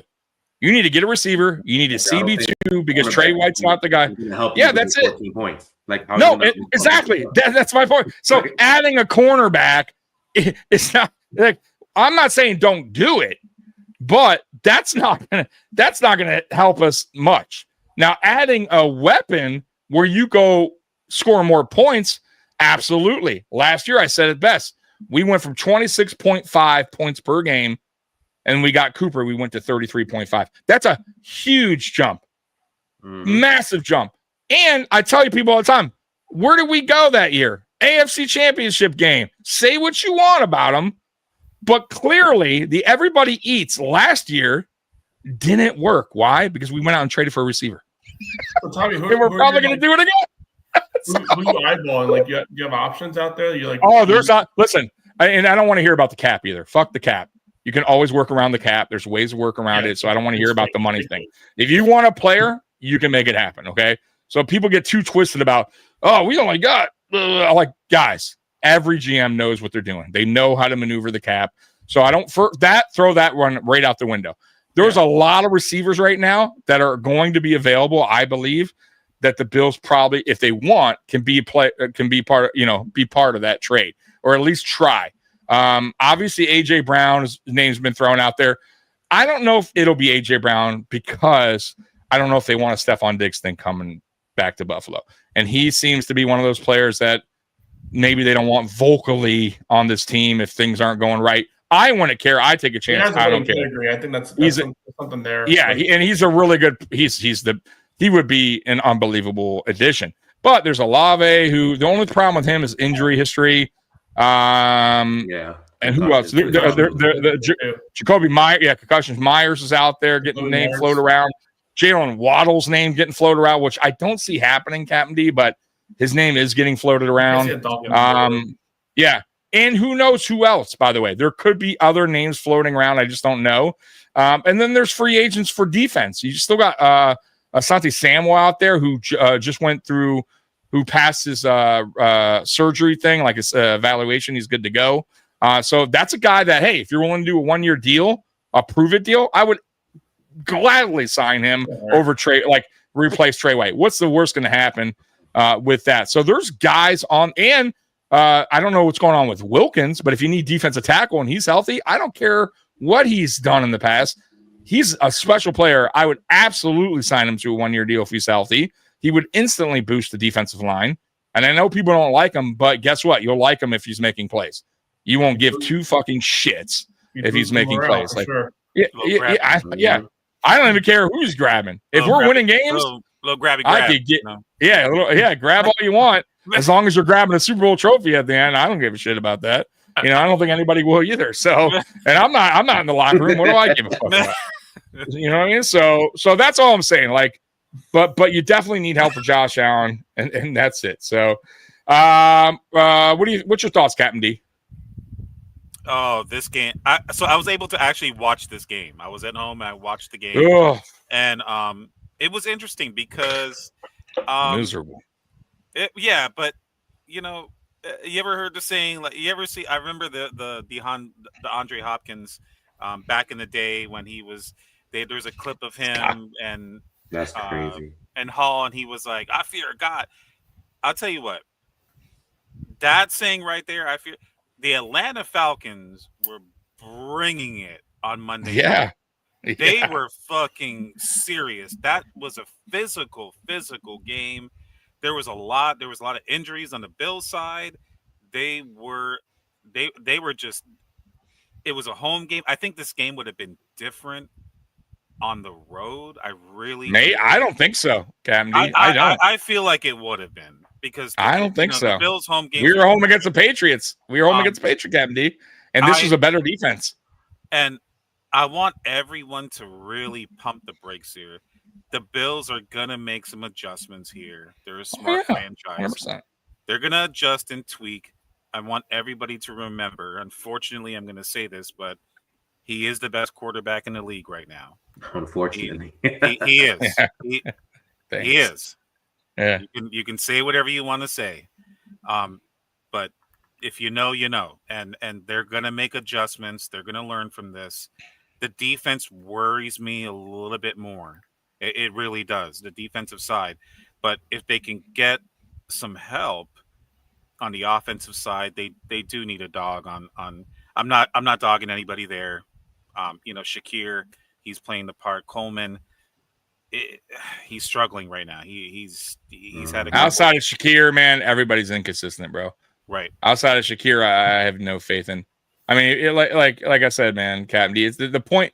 Like, I get what you're saying, and I'm with you 100%. Like, you've seen this team long enough, you understand that, this is not a big deal. We'll bounce back, and I know we will. This is not something like I'm like, oh my God, we're not going to make the playoffs. Like, we're a playoff team. We're going to win games. Like, but that's not the point. The point is when you go against the best of the best in the playoffs, we're going to see this creep back up and slap you in the face again and wake you up to reality that we need help, right? Allen can't, you know what I mean? Like, if you go back to, like I said, last year in that Chiefs AFC Championship game, who was the go-to guy? Who was the guy Allen could rely on? I agree. Who was the you know what I mean? Who was the guy that he last ball to? You know what I mean? Dalton Kincaid. Like, he's going to do that. It's still early. A lot of things can change. I remember having this conversation last year in the first round when you guys played the Broncos, and I was like, I don't know, the Broncos, blah, blah, blah, blah, blah. And they came out, and I remember they threw a bomb right away, and I was like, bro, you good? And then you guys cleaned the floor with them. Sure, yeah. Yeah. I don't know. It's still early. We have to see how things are going to pan out. No, it's early, and I think you guys are going to make a change by the trade deadline and acquire. I do too. Captain. I think we have to. If we sit on if we put it this way, if we don't do anything, and our GMs, what it's going to tell me is that he feels like even adding these additions won't move the needle. Then that tells me he doesn't believe this team's a Super Bowl caliber team, even with the additions. You get what I'm saying? Because clearly we need help. And if he doesn't do that, that tells me everything I need to know. That tells me that they're gearing up for the offseason again. And, look, I'll say it again. Every team has its flaws. Every team. But it's, what areas can make up for the flaws, right? That can overcome that. So Andy Reid, put it this way, the Chiefs receiver room isn't great. But because they have a great offensive-minded head coach, he can overcome those flaws and make it work, right? Or you got a defensive side, right, where the defense is really good and they can make up for the flaws of the offense. Like, we don't have that. We don't have, like, a great defense when the offense is struggling to go, hey, we got your back. Like, we don't have that, right? And we don't have a special OC where he's like, hey, I can work with these guys. I'm this is what I do, baby. It's just not what he does. You know what I mean? Like, even Brian Dable made Isaiah McKenzie look like a good NFL receiver. I mean, we don't have that. Brady has not done that. And I'll say this too, every position coach matters too, right? Like, when we lost our offensive line coach, Bobby Johnson, who I said for years is terrible, and we got Aaron Cromer, oh my God, offensive line top 10, top 5. Just like that. Because you got a guy that came in, knows how to build up a team, knows how to make guys better, right? And it's just the reality of it. And I don't think Brady is good enough as an OC to work with guys that are subpar. He doesn't know how to make them better, meaning put them in better positions to win, right? And it just is not his style. So what does that mean? You need a player that doesn't need a guy to scheme him up. Just go out there and win your routes, right? And fuck the playbook. Listen, guys, I hate to tell you this. Most NFL playbooks are all the same. Most of the calls are the same play calls. A lot of them. Now, there's some that are different. Different verb. But most, the same verb. Exactly. Just different. But most of them, they're the same route. Like, a guy that's been around the league long enough will know he can go right on an NFL team. They give him, hey, we're going to give you the 10 plays to start with, then just kind of learn the playbook as you go down, as the season goes. Bro, that's all he needs. Trust me. I've seen it if that guy's good enough, he's going to win his routes. He's going to win the basic, plays that he knows right away.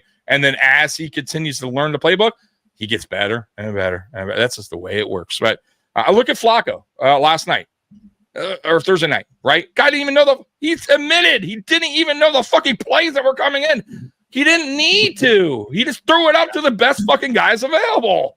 He probably called the most. Fuck it, I don't know this play, guys. You know this play, right? Let's just call this play. That's what he's doing. Jamar Chase, let's go fucking get open. I got you, bro. Okay, no problem. Because that's what I do. And if I'm not open, guess what? T. Higgins is probably going to be open. And T. Higgins, this guy. I wish life was that simple for us. It's not. And we need that guy. We need that guy to go out there and go, I got you. I'm going to get open this play. No problem. Throw it my way. No receiver right now on this team, guys, let's be real, is going to Allen and go, yo, get me. I got you. I got you here. None. I promise you. Because it's everybody eats. Fuck out of here with that shit, man. I'm so done with that whole, like, teams love to sell you on bullshit. They love to sell you on bullshit to cover up the trash that's going on behind. Like, come on, that doesn't work. They try to sell you that narrative last year because they got rid of Diggs, and they wanted you to know everything's gonna be all right. Everybody eats. It's like, but we traded for Amari Cooper 5 games in. That tells you everything you need to know. Anyways, Anthony, anything on this game, man?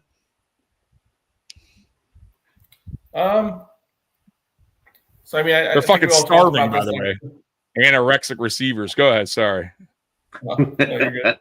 I think we all talked about this game. Kind of, we all pretty much lean the same way in all of our predictions last week, just by different scores, and we all saw that if there was going to be an upset out of the 4 games, this would be it. We said it.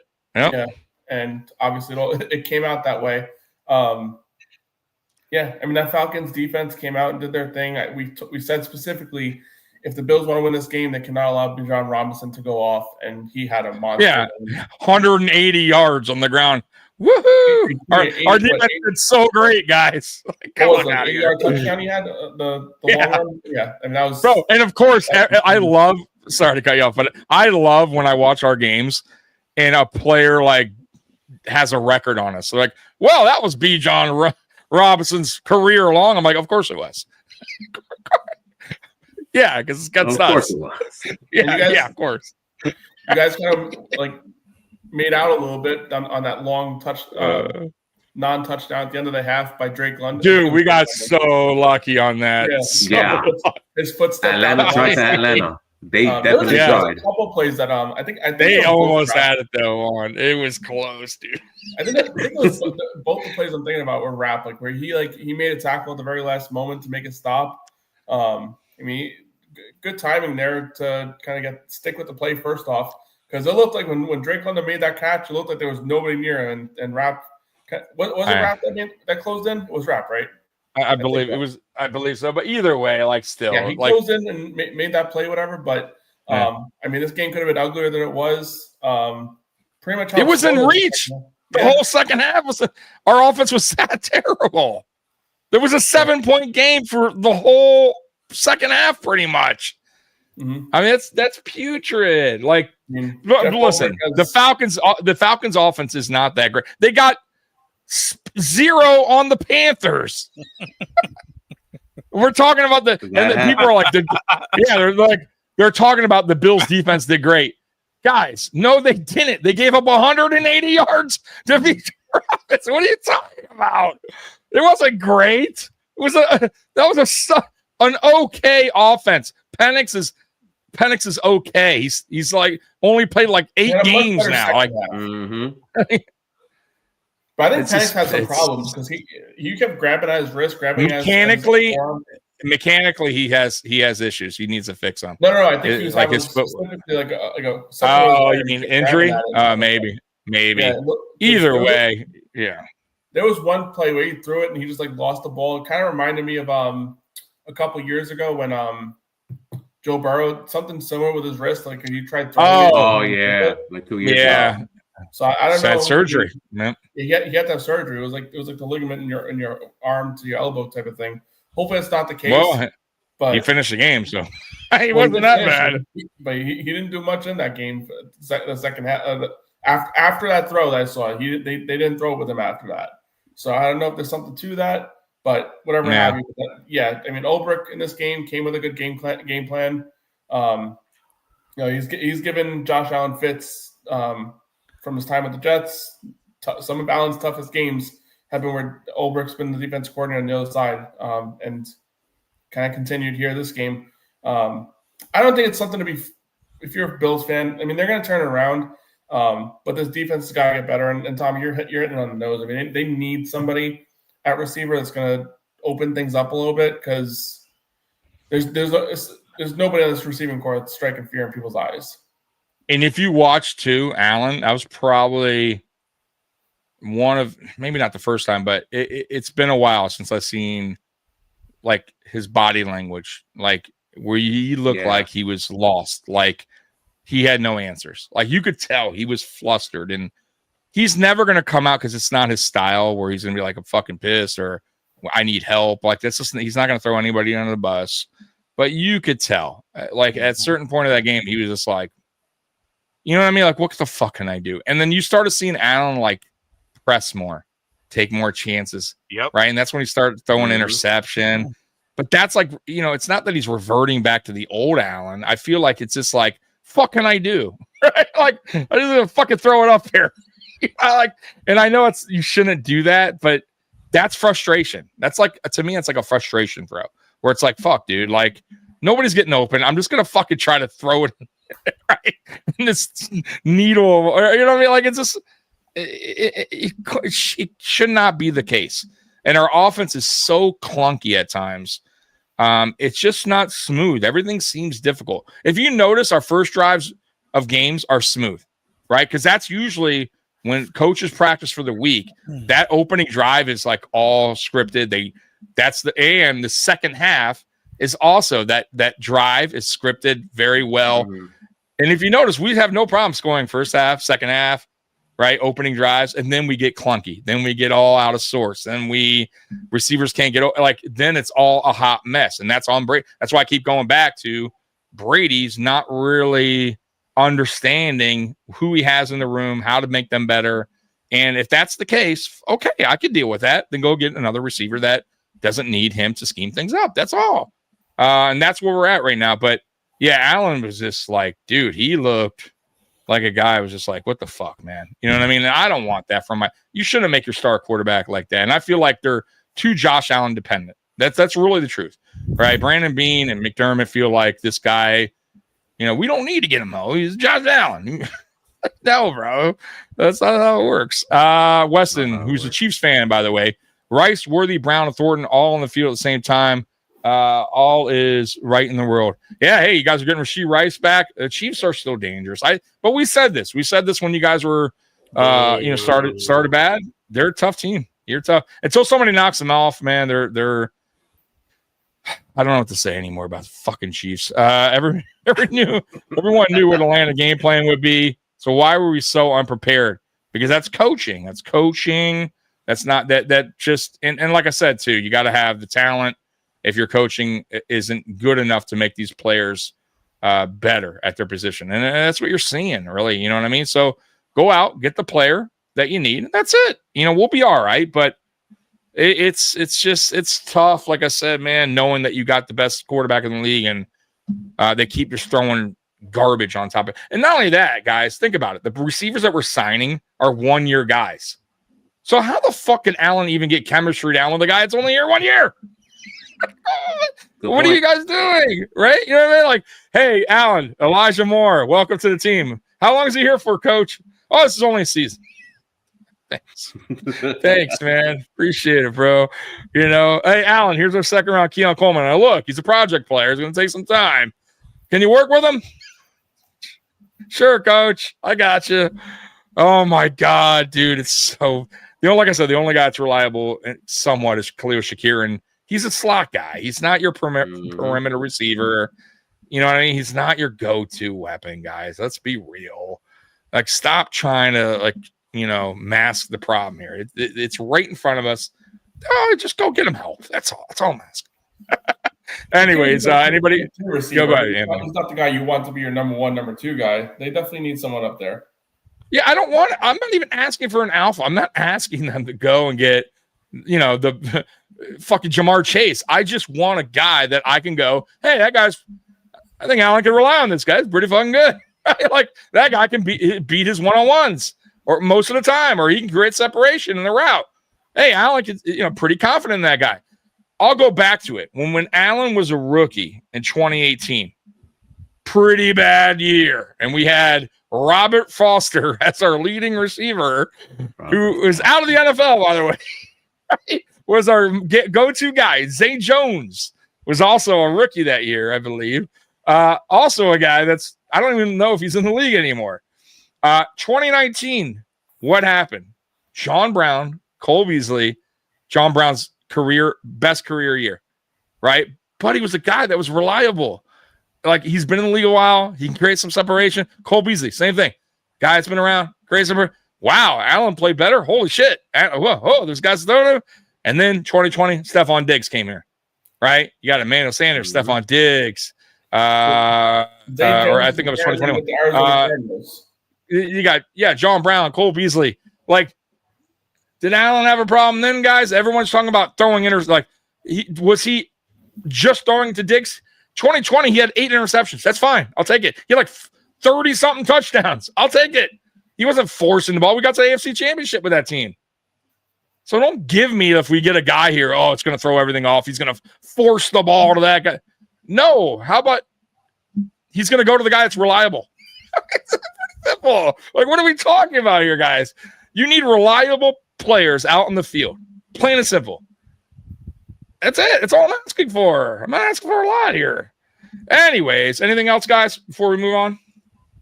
Fucking bitching and complaining this whole time. Yeah. They don't know what the fuck they're doing. Do you understand that? All right. Let's get to our Boo This Man and our styling profiling. Anthony, styling profiling. Who do you got, Anthony? Who's styling profiling? Styling and profiling. I talked about it a little bit earlier when I was talking about my game. I'll go with Jermaine Johnson. I truly believe that the Jets took a major step back when he got injured last year. I think his defense has continued to play terribly this season, with him being off the field for 4 of the 6 games. And then his first game back, he's a tone center. I think the Jets defense is missing a leader in the huddle. CJ Mosley retired this past year. They're missing like that enforcer. That's that guy that's in the huddle saying like, this bullshit can't continue. Like, you can't just allow other teams running back to just run down the field freely all game long. That's been an issue for the Jets for a lot of these games this season. Having him back, he really set the edge well in this game for his first game back from the injury.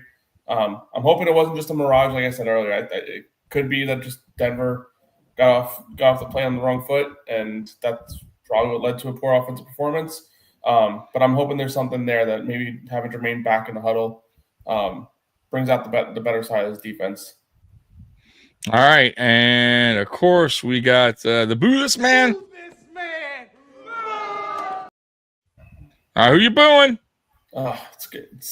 God, it has to be Fields, right? Jesus, he's terrible. I mean, where's your coach? Fields, coach. That's where it's at. I don't know who would boo more, Fields or Glenn. I feel like I booed Glenn last week, so I'll be nice to him this week. I already ranted on him earlier. Be nice to him. But yeah, you're a nice guy. You're a nice guy. I think this week. Swell. It's unacceptable. Negative 10 net passing yards, taking 9 sacks. And on those 9 sacks, on 8 of them, he had about 2.9 seconds or more to throw. That's a lifetime in the NFL. You should not be holding on to the football for that long. That's plenty of time for you to be able to make a read and get the ball to an open receiver. And there were open receivers out there on Sunday. So, yeah, I'm going to go with him. He let this team down. All he needed to do was convert a 4th down, make a couple passes, don't do something stupid, don't take another sack. And you're talking about walking out there with a victory. Instead, we lose 13-11 before anybody even had lunch. All right. And Bobby, to answer this question, yes, to be honest with you. And I'm not even hating Keon yet. I still think he's a guy that's trying. he's kind of a project guy. We'll see what happens, but he was considered a first or late first round to second round. So somebody would have took him in the second round. I don't know where, but he would have went. He would not have been to the fourth round. I promise you. Like he was borderline first. He was. Yeah, he was. He was just, you know what I mean? So he would have made it to mid second. No. So I'm saying he would have been gone somewhere in the second. You know what I mean? Now, does that mean we should have not taken or another? By the way, that was a heavy receiver class. That was another mistake the Bills did. Once again, just going with one receiver, but you know, and then there you don't even need a pay high or a big contract. So I don't understand. Anyways, I can't keep ranting about my fucking team. Juan, style and profiling. Who you got, man? I'm gonna give it to Demario Douglas. I forget how many weeks ago I was shitting on him on this podcast, and he came out and should have had 2 70-yard touchdowns, but the refs got in the way of that. So I'm gonna give him the style and profiling from last week because he came out for some big plays. He's been doing good blocks. He's like 5'8", 170 pounds, but he's been blocking well, doing a lot of small things throughout the last few weeks, doing the little things right. I'm gonna give it to him. Give him some love. All right. There. Drake is getting too obvious at this point. I gotta give somebody else. Who are you booing? I could kill the defense, but I'm not, because the worst side of the ball, the worst part of the ball for us is that we can't run the fucking football to save our lives. And a big reason for that, at least against the Saints, was Mike Onwenu, our right guard, number 71. He was fucking disgusting, getting pushed around by all the Saints defensive linemen, whose defensive line is actually not good. So for him to be getting tossed around, he's like 360. For him to getting tossed around the way he was tossed around, letting our running backs get killed, he was fucking abysmal. Our running game is such a negative. It's really, really bad, which makes Drake's ascension even more impressive, because if it's not him, we're not scoring. So, right. Yeah, Weston. I don't know if you guys did, I'm sure you did, but Brandon Bean, before the season started, went on the local Buffalo radio station and he bitched at him. I guess they were talking about the Bills needed a receiver. They should have, either signed a good one or drafted one. And I guess Bean was listening. So when he got on, he's like, whoa, hey, let me talk first. He was like, I hear you guys bitching about receiver. What are you guys bitching about? We scored 33. So now everyone's like, What's that acronym for? What's WGR? What is that? No, I don't know. It's their fucking radio station over there. Oh, okay. All right, yeah. Yeah, I don't we have the ticket over here. No, that's fine. I just didn't know what the it's their main. I'm not sure. It's their main. That's it. Yeah. Yeah, it's the main Buffalo sports station. Everybody listen to. All right, Captain D, who do you got? Style and profiling, man. All right, I'm gonna break the rules a little bit here. I'm gonna go. Ooh, breaking rules. We'll allow it this time. Rules are made to be broken. I don't know if we're ready for that, Captain D. And of course, the Dolphins breaking rules over there, trying to sign Tom Brady. I'm gonna break rules here. So I'm going with my style and profiling. Dolphins fans, you're gonna be like, yeah, it's got to be Devon Achane. It's got to be Devon Achane. But it's not. Nope. Oh. Nope. No. It's gonna be Patrick Paul. It's in the trenches. It starts in the trenches. He is a top 5 left tackle right now. He's handling business on the low, which he is. He is a man among men. Patrick Paul, I'm giving you the style and profile. And then my dual verse here with the Chargers, Lad McConkey. Saw the family out there at the game, good people, and you killed it, especially when it counted the most, when you burnt Dante Trader Jr. on the end of the play. That was a nasty move he put on him. Nasty. Lad McConkey, you are undersized, but you know what? He's damn good, dude. He's damn good. And damn good. I gotta tip my fake Dolphins cap here, but Lad McConkey, I'm gonna give that to you. Boo this man. I'm sorry, Jalen. I gotta give it to you, Jalen Phillips. Not to sound weird, but if you there, you have to finish. You have to fucking finish the play. You're there for the sack. You got to bring him down, and that's what cost us the game right there. And that seems like a reoccurring effect. There is that you got to finish the play, finish the sack, and get it done. the W coming in with some NWO stuff for life. He says, in the great words of Kevin Nash, Brandon Bean needs to hit the weights, take a shower, and get a clue. Hey, I get it, man. I get it. I'm glad that we have a fellow NWO fan in the building. Captain D's NWO for life, right? Come on, throw it up. All right. The good days of wrestling, that's all gone.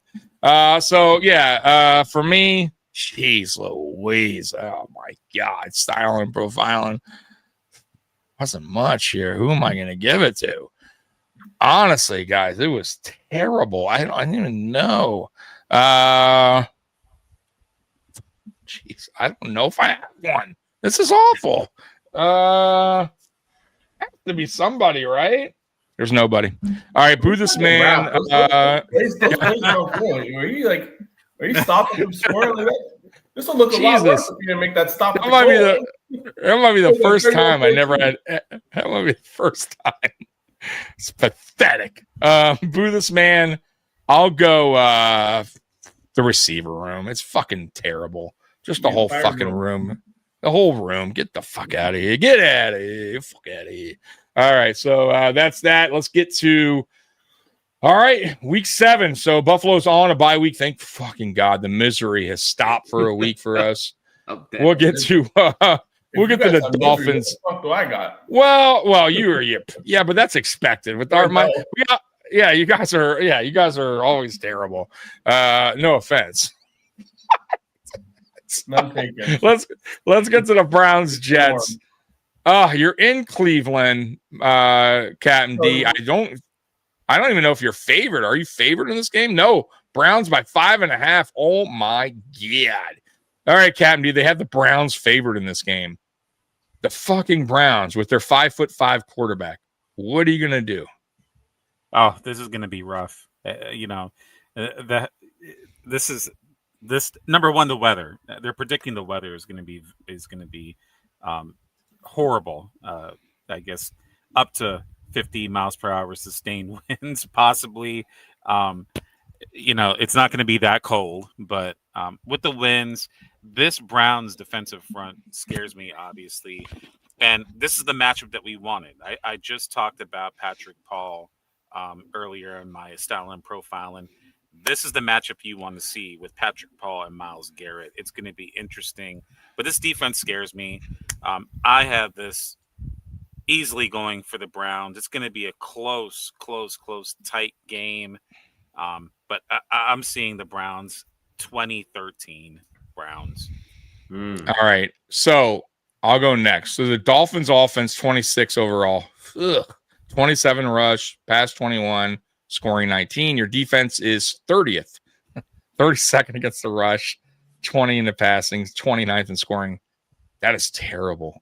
Browns overall 27 on offense, 28th in rushing, pass 26, and they're dead last in scoring at 32nd. And their defense, however, is pretty good. 3rd overall, 3rd against the rush, 7th in passing, and 21st in scoring. So not bad. If there's a game that, I don't want to see it, but if there's a game that Tua gets fucked up, this might be it, to be honest with you. There's some heavy hitters over there. I don't want to see it, but I'm just throwing that out there.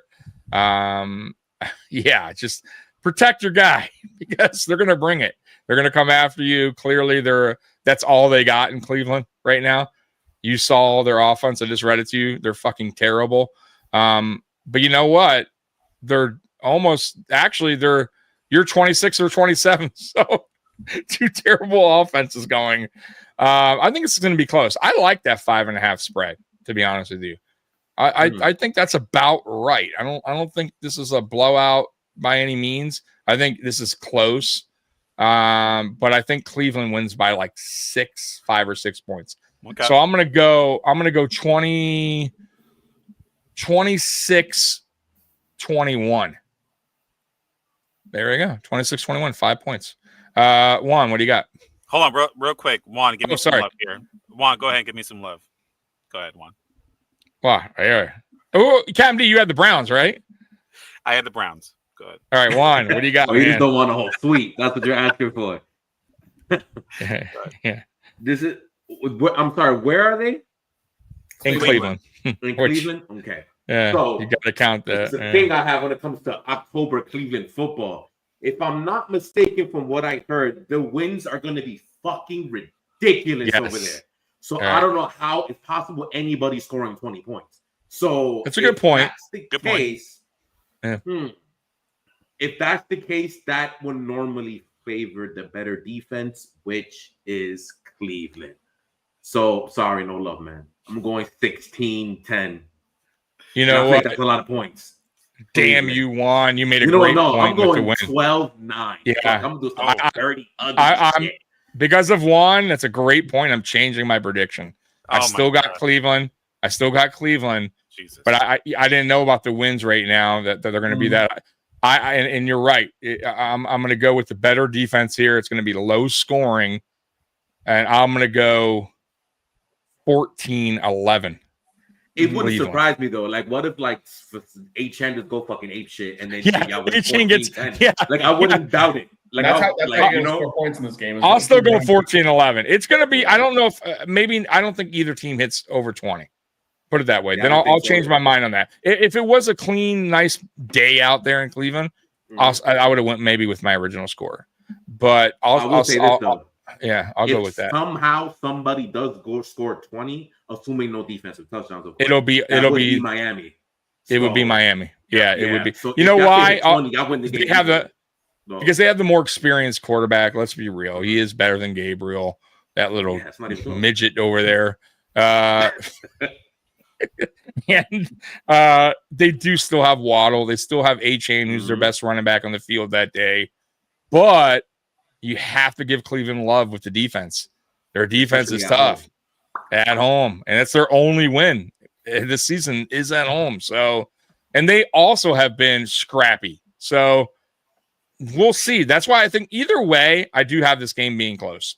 I have this game be about 4 or 5 points, 4 to 6 points. I'll just leave it at that. Anthony, what do you got? So, well, Anthony made Captain D happy. Oh, he battle left-handed Polynesian quarterbacks. Playing. I think wait. Do we have the windy Cleveland air? It's gonna be it for you, Captain D. Talk to me. Dylan Gabriel, solid college quarterback. They picked him in the 3rd round. I think he's a developmental guy. Okay. Tua at least can you can trust him to make some plays here and there. We're going the right direction. I think Captain D's like where you're going with this. That's like where you're going. It's crazy. Shit out of me with this game. But with all that being said, I think Dolphins can get away with this one. Yes. Whoa! So I'm going Dolphins in an upset. I'll go 17. How about a little bitch whistle? I'll go 17-10. Not even a real whistle. We're gonna give that bitch whistle. Yeah. Choo choo. I know the Dolphins are in a race. I know they're a mess. Oh my god. We are. So it's Cleveland. This is a mess. You look at the quarterback, and Tua has his problems, but I give him a little bit more respect than I give Dylan Gabriel at this time. So I'll go Dolphins 17. What's the score? What's the score, Anthony? 17-10. It's gonna be hard to score points this game. What a good guy! Look at that. See, I got to zig while you nice guys are zagging. I got to keep it interesting. We can't agree every week. We got to change it up. If Curtis was like, 5 picks, we got to run the ball. We got to change it up. I don't like this team here. We got to run the ball. We're not focused. It all goes in the trenches. I've been saying it. If you're looking at the analytics, that's where we Curtis right now. We miss you, Curtis. We do. Right? You got to run the ball. You got to run the ball. I've been saying it for years. They got to run the football efficiently and who's your guys' other running back? Ollie Gordon. All right, they got to use him. He's been struggling though. Yeah, he's been struggling. Yeah. This is this type of game that you need to use your bigger running back and try and steal some yards. Get those and your tight end Waller make a difference in this game too. Short stuff, big, big target, athletic. He's showing that he still has a little bit in the tank, man. That was a good pickup for sure. It was low. I mean, he's showing right now that so good for him. Though, if he has a good season, if he continues, I wonder if he's like I don't know how long he's there for. Oh, he's gone. Yeah, he's gone. He's gone. Yeah, he's like, hey, thanks for the opportunity, guys. Now I'm going to go get paid. I'm going to go make some money. Word. Yeah, I appreciate you guys, man.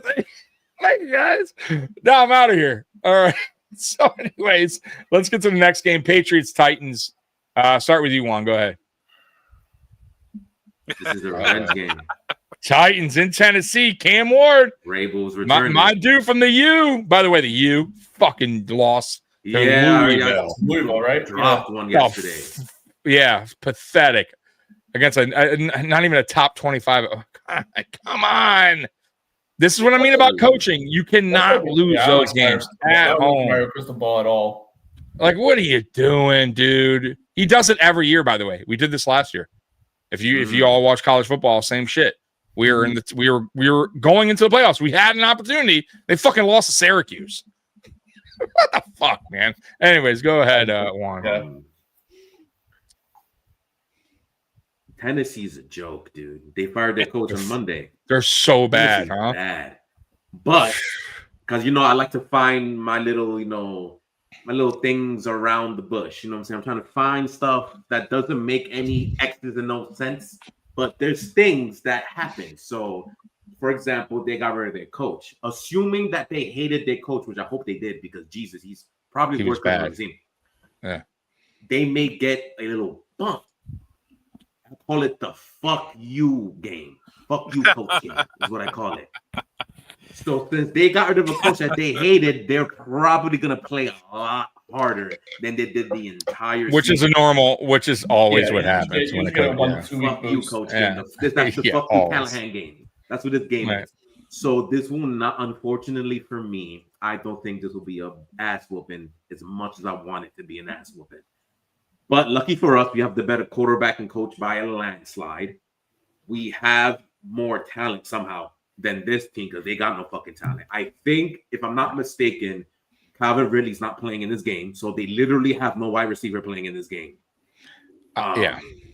Yeah, and I think their line is pretty bad, if I'm not mistaken, too. So the only way they can win this game is with the power of friendship, a Miami Heat special. Because Miami's never that talented in the Heat in basketball, but they find a way to win 48 games a year, somehow, some way, with shit talent. And coaching. That's of course, Mostra. Go Heat. Power, we call it the power of friendship. And that's the only way they can beat us in this motherfucking game, is if they have the power of friendship. But we have the revenge. Half of our coaching staff is from Tennessee, from back in the day. So they all got reasons to dial up a little bit extra to try to kick their ass. We have players like Jack Gibbons, Harold Landry, all these guys. I don't even know how Landry's playing though. But all those guys come from Tennessee. They all got a little bit of a pop in their step this week to go kick their ass. And it shouldn't take much effort. We should win this game. I don't think this one track game. I think next week against Cleveland might be a bit of a track game, but not this one. I want to give us a 28-20 victory. It's still going to be one fucking score because they're going to unleash power of friendship on them. And this game is going to piss me off from start to almost finish. But when it comes to paper and X's and O's, there's no match. There should be no match. That team is abysmal. But the power of friendship is a thing. Yeah. Weston's coming, and the Titans are a team that has nothing to lose, which it can be, but I'm going with Juan here on mine. Listen, the Patriots are the better team. I feel so bad for Cam Ward, by the way. Receivers are terrible there. He's putting it on right in their hands or dropping it. There's so many drop passes. Like, what do you want the guy to do? You know what I mean? And he's a rookie, so he's going to go through his rookie, game slumps a little bit here and there, like where he doesn't, he's a rookie. He's going to show he's going to have some bad moments. But if your receivers aren't helping you, my God, and I love Cam Ward. Honestly, I love his lead. Like, that dude calls it how it is. And I hated it that his old coach was disciplining him for not fuck that. He's your franchise quarterback. Like, he's the guy that you drafted number one. Let that dude call it how it is and get him fucking talent. And I get it. It's his first year. So I understand that. It's going to, maybe next season, hopefully for him, they start building around him. But that coach was an idiot. And glad he's fired. And I'm sure Cam's glad he's fired too, because I'm just mad once they again, wait one more week. You're going to wait one dude, week. I promise you, bro. 50. Can we wait 1 week? I would have said for 50 if he was to the coach, but he's not. So it's going to be like game. Yeah, dude, I'm like you know who would love that? Like Dan Campbell.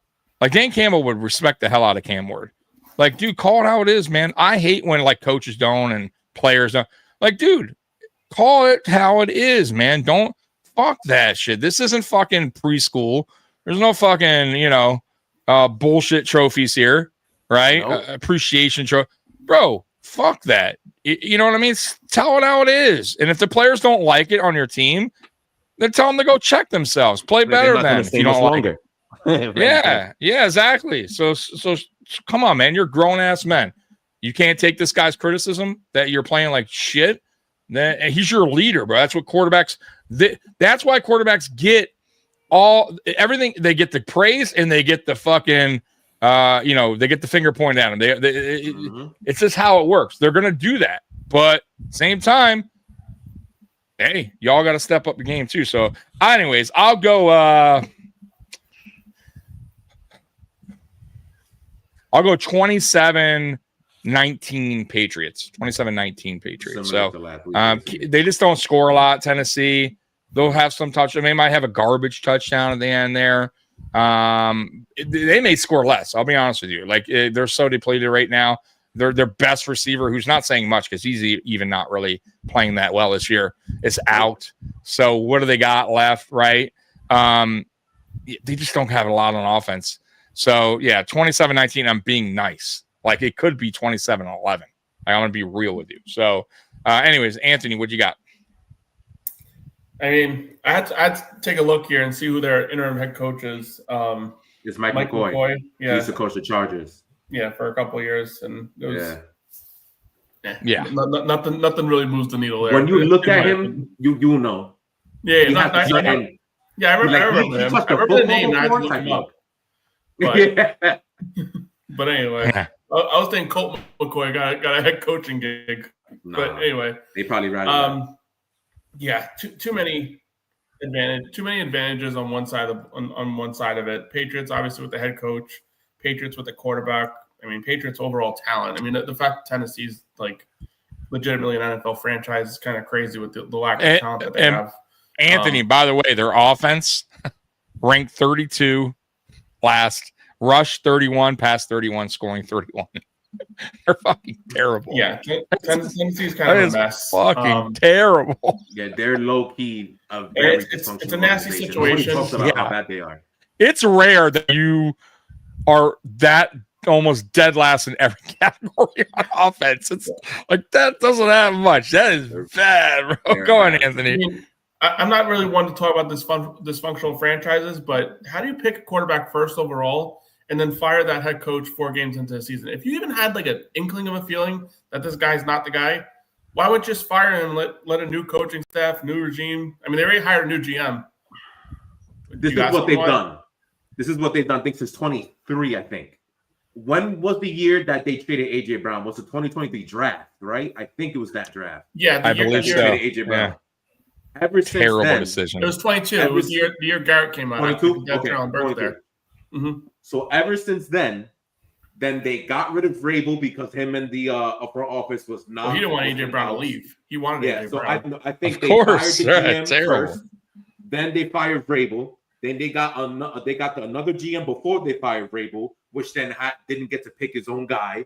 Then they fired that GM and they got another head coach, and it's been a whole downward spiral with not going to work. The last 4 years. No one is able to pick their own people, and it's insane. And now you're probably going to have people left and right, bro. They're going to have it again, which is a problem. Yep. Big problem. All right, Anthony. The new GM, Borgonzi, he came from Kansas City. I mean, they're going to probably give him the power to pick his guy, a head coach. Yeah, I hope so. And someone that they hopefully can develop Cam Ward. Because I actually like Cam Ward coming out of college. I thought he was solid playing for Miami. He's good. I really liked him a lot. He's very good. Mm-hmm. Yeah. But he's in a little bit messy situation. Hopefully they can, at least salvage him for this year, and then they give him a good offensive coordinator like they did with Caleb Williams with Ben Johnson. Caleb looks better than he did as a rookie, way better than I he was. I like that word because he's still not good. But He's right, exactly. Yeah, I think his ceiling is not very high. I think he's he's almost there. Yeah, I'm taking a victory lap on that because he's almost there. Jaden first in that draft and it made second, and that's exactly how I was looking. Yeah. But yeah, like I said, too many advantages on the Patriots side. Plus, you got the added ammunition of a revenge game for Vrabel. He wants to make him pay for firing him. Man, you guys are a little closer on your scores than I am. I'm going 31-10. 31-10 on this game. Power. Yeah, see, that's what I said. I wouldn't be shocked 26-11, 30-10. Like, I'm with you. Like, I think me and Juan are just being nice. I guess maybe. I believe in the power of friendship, dude. Power of friendship, the thing is sports, bro. We're nice guys over here. Captain D, what do you got, man? Is Captain D, is he so nice? Well, Captain D be nice. My team. Let's see what Captain D says. I mean, I love Cam Ward. You know what I mean? I love Cam Ward, what he did for the University of Miami. And, I think he's good. Yeah, I think he's gonna be good. Time will tell. And, tendencies usually show that teams that fire their head coach and the interim coach steps in is that they do spark a little something there. And usually they might knock off a couple wins and then it kind of goes downhill from there. Mm-hmm. But with that being said, I do think that the Patriots right now are growing and the Tennessee Titans are building falling down a hill. I wouldn't say rapidly fast. I wouldn't say falling down a hill. Every bone in their body on the way down. Yeah, I think the Patriots right now are organically finding who they are, their identity, and they're doing some really, really good things. And even though Vrabel is coming back to Tennessee, I think the Patriots are just they're in their zone right now. I got the Patriots on this one. Strongly. I'm going to say Patriots 34, Titans 10. Yeah. I mean, I get it. I don't even hate. I don't hate them. I don't. That's realistically probably what the score should be. Supposed to be, but yes. I get what Juan's saying. Who's home for this game? It's probably better for the Patriots that they're playing on the road in this one. Yeah. But I kind of get the interim coach thing, and it provides a little spark. So maybe that's why me and Juan are kind of going a little bit closer, but it's harder for themselves. It's like, dude, we're not that bad. The coach, we're not that shitty. Right? We can play good. So give me my money in the offseason, please. They'll have their own. Dude, I'll tell you what. If the Titans won this, which they're not, that would definitely be the upset of the week. Tell you this, by far. Y'all get ready for next week's show. Y'all gonna be entertained. Yeah, dude, I promise you that. Juan will be so bad. But it's just not going to happen. I would be shocked, like just really shocked. Anyways, let's do something historic too, because I don't know who does this. This is our third straight road game. I don't know if anybody's ever done it or very few teams are doing it, but nobody wins 3 straight road games in a row. Is it really? Wow, I didn't even know that. Okay, yeah, you're lucky you're going against. We're on a 4-game winning streak. Yeah, and we have a chance to do something pretty historic. Of course, this is big. The easiest schedule in the history of the NFL, and you need to capitalize off that. Absolutely. Right. These are games you have, like when we were talking about me and Captain D, Miami Hurricanes. Like you got to win those games. Like those are games you can't like lose to a team like that, especially when you're playing good football and then you lose to a shit team. But as we all say, any given Sunday, any given Saturday, like it can happen, but the chances are slim in this one. You're going against the worst by far offense in the NFL. It's not even close. They're terrible, and they're missing a valuable weapon in Ridley. Like, yeah, it's a wrap. I don't see it. Anyways, let's get to the next one, last game, and then we'll get out of here. Panthers and Jets. The 0-6 Jets. Anthony, you're going against the deadly Panthers. 3-3 Panthers. 3-3 is crazy. It is crazy. Honestly, it is. So yeah, of course we say the best for last, right? Yeah, that's right. That's right. We started with me. We're ending with me. So yeah. Geez, you're the star, man. I don't know. I look at the Jets schedule. Like they got some matches coming up here in the next few weeks. This is it, though, Anthony. Sorry to cut you off. This might be the win. I'm just going to say it now. I'll wait for my score prediction, but this could be the win. To be honest, you're at home. If you look at their schedule, if this isn't the win, I don't know when the win is going to happen. Like you're really talking like between now and the next winnable game probably being in December when we play the Dolphins. Like legitimately, like that's like how like this schedule looks after this. It looks very bleak. A 3-game winning streak for Carolina is kind of crazy, though. It's really hard. It is crazy. To see that. It is crazy. The Jets' offense last week just has me very concerned. They scored 11 points with Garrett Wilson on the field, and now he's going to miss a few weeks. That's a tough loss, 100%. Yeah, really tough loss for a team that's struggling on offense. This defense, it's really going to come down to is what we saw in England more of what this defense can be, or what it can eventually become, or was that just like I mentioned earlier? Like, is that just Denver sleepwalking into the game? Rico Dowdle has been absolutely outstanding over the last couple of weeks, filling in for Chuba Hubbard. I think Chuba Hubbard's scheduled to come back this week, so they'll have a little bit of a two-headed monster back there. Ted McMillan on the outside has been solid as a receiver, and Bryce Young. I mean, he's still a guy I don't really strike fear in people's eyes. But he's been playing pretty efficient in his second year. He has his moments. He has his moments. More moments than your quarterback. How about that? Well, not many. That's not saying a lot. What the hell does that mean? I mean, that's not saying a lot. But he has played better than your quarterbacks. Oh, yeah. I hope. Right. Slightly. It's not by much, Juan. Does it it's really not like work? that impressive. It's just so difficult for me to like point out, like give the Jets a win when they're playing as poorly as they have been. If the defense shows up the way they did, then I have a little more confidence. But they've showed me more that they're likely to get up 24 or 30 points than that game in Denver or against Denver. I think the offense is just handcuffed, missing their best player. It's going to be very difficult to score points. Carolina's defense isn't Denver's defense, but Garrett Wilson is, their greatest weapon on this team. I got to go Carolina on this one. 24-14. I'll go 24-14. Oh, I just can't see it, man. But the thing is, like I said, if they don't win this game, they're not winning a game until December. It's that bleak the next few weeks of the season. They got the Browns coming up, not the Browns. They have the Bengals coming up next week. They do have a bye, so maybe they get a little bit of a jolt after that. But then they come back and they play the Browns, the Patriots. I mean, you're talking about 3 weeks in a row that's tough.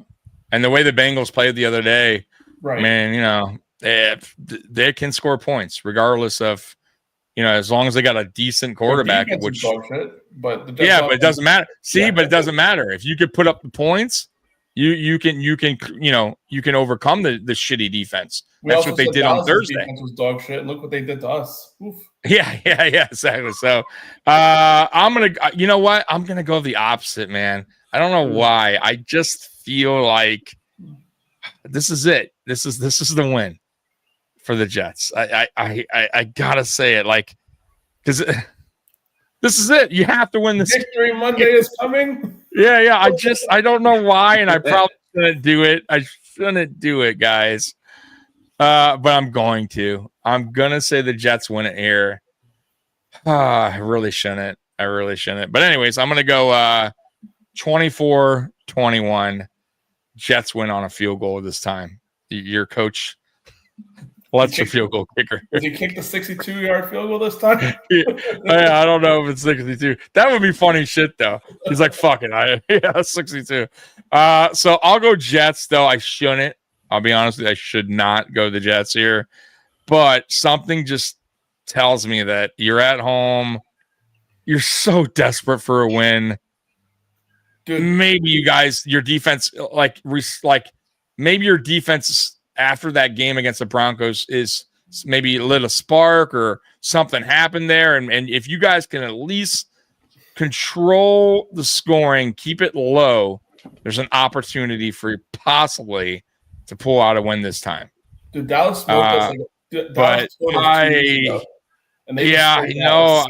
I'm just trying to be a nice guy here, man. I feel so bad. Really do. Juan, what do you got, man? I was just looking up defensive stats for Carolina, because I'm trying to figure out a formula in which the Jets can win. They're not bad. The only way. Bad. Yeah. No, they're a top 10 defense. Yeah. Unfortunately, and and the only way, especially now that you don't have Garrett Wilson, the only way you can win is for like Fields to use the legs only at this point. Right. Come up with a full rushing scheme. Unfortunately, that means that I have to say that your coaching staff is competent, and they're not. So I don't think that's going to happen. I do have a feeling this game is going to be weird, and the fact that giving Carolina a 3-game winning streak is that's wild. Insane. Yeah.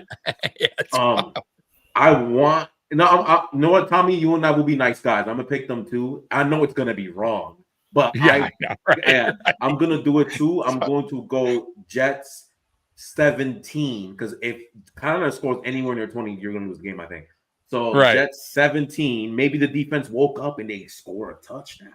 But help out, let's go back to the old. Could be a defensive touchdown. Yeah, special teams. Like 17-10. I'm trying. We're trying here, Anthony. We're trying to. We want your frown to be turned up. I see you guys struggling. I see you guys in pain. We are struggling. This is tough for me and Juan. Like you said, if they're not gonna do it now, right. When the fuck they're gonna do it? I mean, you could tie that. You could tie that record for not winning a game. The Lions and the Browns and the Bucks. Captain D, what do you got, man? Are you gonna be a nice guy and the first 0-17 team? Yeah. You're right.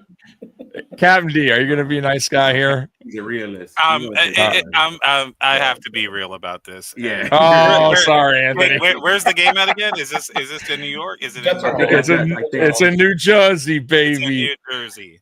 Well, I just want to remind everybody, this is the same Carolina Panthers team. Yes, they were at home when they beat the Dolphins, and I do feel like the Dolphins have far more superior offensive talent than the New York Jets or the Carolina Panthers. And the Carolina Panthers came back in the second half to defeat they did. the Dolphins. They did. So I don't believe in tanking, but I kind of do believe in tanking.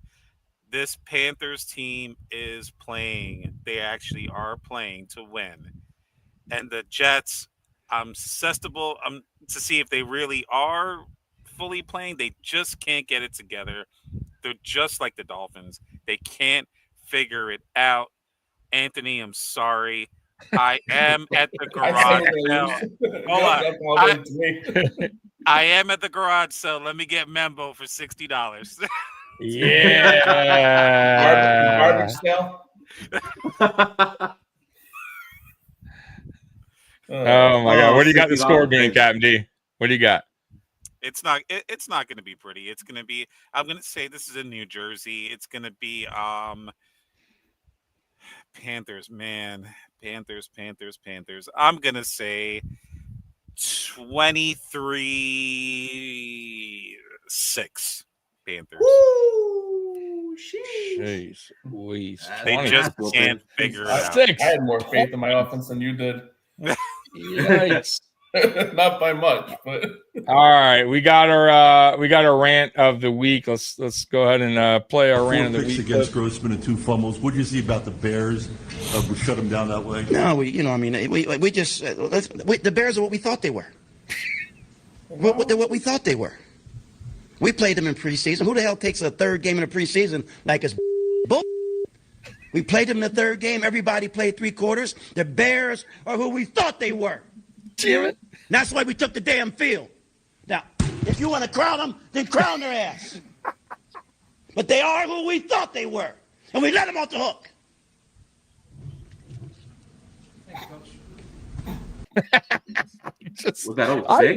I love those coaches, man. Yeah, I miss that too. I love the fire. I don't care if they suck at their job. Well, I just love, I love that. You would never see that now. It's very rare a coach actually gives you anything at the podium. Any real talk. You get coach speak from every single one. I love the honesty. Give me that honesty, coach. Tell me. Yeah, McDermott, go to the fucking podium and say our receivers suck. Be honest. It's fucking bullshit what was out there today. That's all. Blows and he doesn't have fucking defense. I just want to hear that for one. McDaniel, right? Get on the podium and say, bro, Tua can't throw 3 interceptions. That's bullshit. We got to fucking play better. It's fucking horse shit. Give me the honesty. Stop fucking working around the questions. Tell me how it is. But they won't. We got to look at the film. We wish we could have some plays back. We wish we could have some plays back. Anyways, Cam D, you got a rant. I know you do because you said you were saving it. I'll make a quick rant. I'll make it super quick because I know we're going way above time here. But quick rant. So I went to the game last week. Did a different experience as far as parking. Parking is super expensive. $50 for parking in that stadium. It's fucking ridiculous. It's ridiculous. You pay more for parking than tickets. Yes, I agree. I agree. And this time I chose a different route. I went with much cheaper parking. Basically, they park you outside of Hard Rock, the Guitar Hotel, which is in Hollywood, not very far from Miami Gardens, and then they bus you in to right directly in front of a shuttle, right? Yeah. Yep, a shuttle to the stadium. And as we chose this option, my son and myself, we saw that they dropped. It was pretty cool. They dropped us right on the F1 track, which all the vehicles are lined up there, and then they route you out to the stadium. In front of that stadium, we got to walk past all the drivers' pit stops. So where they're working on the vehicles. So you're looking at names as Lewis Hamilton, Verstappen for Amsterdam or Netherlands for which is my ancestry, and amongst other drivers. And it made me kind of realize what is really the direction of Stephen Ross going forward with this organization. They have built suites on the outside of Hard Rock Stadium for F1. It's beautiful. They rake in billions of dollars every year. I really hope that Stephen Ross can direct more of his attention. And I know he spent a lot of money. That's not the question here. But getting the right people involved in this organization to get this organization steered in the right direction. I'll leave it at that. Go ahead. Yep, that's why Curtis is not here. That's why Curtis has been. Yeah, he's talked. He's brought that up so much. Yeah. Anybody else before we get out of here? Anthony, Juan. I think we all kind of ranted early on. Yeah. Hopefully all right. Another 30-minute coming next week. This was another long podcast. It was fun. We'll get to Real Men of Genius a couple clips, and we're getting out of here, folks. So let's play a couple clips, and then we'll be gone. All right. Here we go.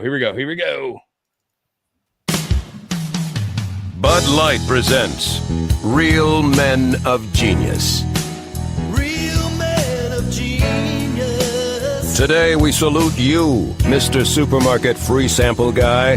Mr. Supermarket Free Sample Guy. Though man dreads few things more than a trip to the supermarket, you offer us hope and sometimes a free mini weenie. I love that freebie weenie. What exactly do you have? Aerosol cheese products? Deep fried morsels? Who cares? If it's on a toothpick and it's free, it could be plutonium and we'd eat it. It's all good, baby. For a guy wearing oven mitts and an apron, you're all right.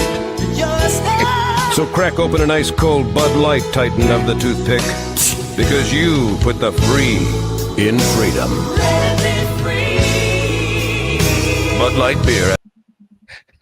I love those guys. Dude, I am right there for a free sample every time. Give me that free sample. What do you got in that toaster oven? I remember you used to go to BJ's. There'd be free samples on every freaking corner. Now you're lucky. You don't see them as much. You're right. You don't. But trust me, when they're there, I'm like, what's going on? You got a little piece of French toast pizza, French bread pizza. Okay, I never had that before. All right, last one. We'll get out of here. One more. Oh man. Bud Light presents Real Men of Genius. Real men of genius. Today we salute you, Mr. Souvenir Snow Globe Maker. Mr. Souvenir Snow Globe Maker. Scoffing at Mother Nature, you bring snowy wonderment to miniature Mauis, tiny Tampas, and itty-bitty Bahamas. It's a small, small world. Sure, Rome wasn't built in a day, but mini Snow Globe Rome was. Today's forecast for mini Rio de Janeiro: massive flooding, followed by snow. Can't stop it now. So crack open an ice-cold Bud Light, champion of the Chotsky, because you make everyone's world a little smaller and a whole lot snowier. Mr. Souvenir Snow Globe Man. Bud Light. Wow. That's so funny. Anyways, guys, we appreciate you guys rocking with us every Saturday. How many of these are there? Like, dude, I was gonna say, there is. I find them. I couldn't believe how many. Dude, there's a lot.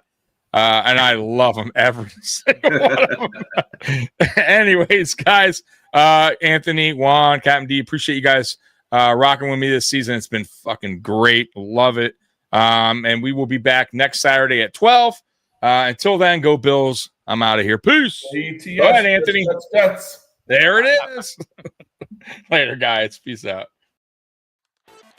Bye-bye. See, Peter, he's too fast. You gotta tackle me. It's B. You gotta press B. I'm pressing B. He's too fast. Going over here? Going over here now? Never get tired.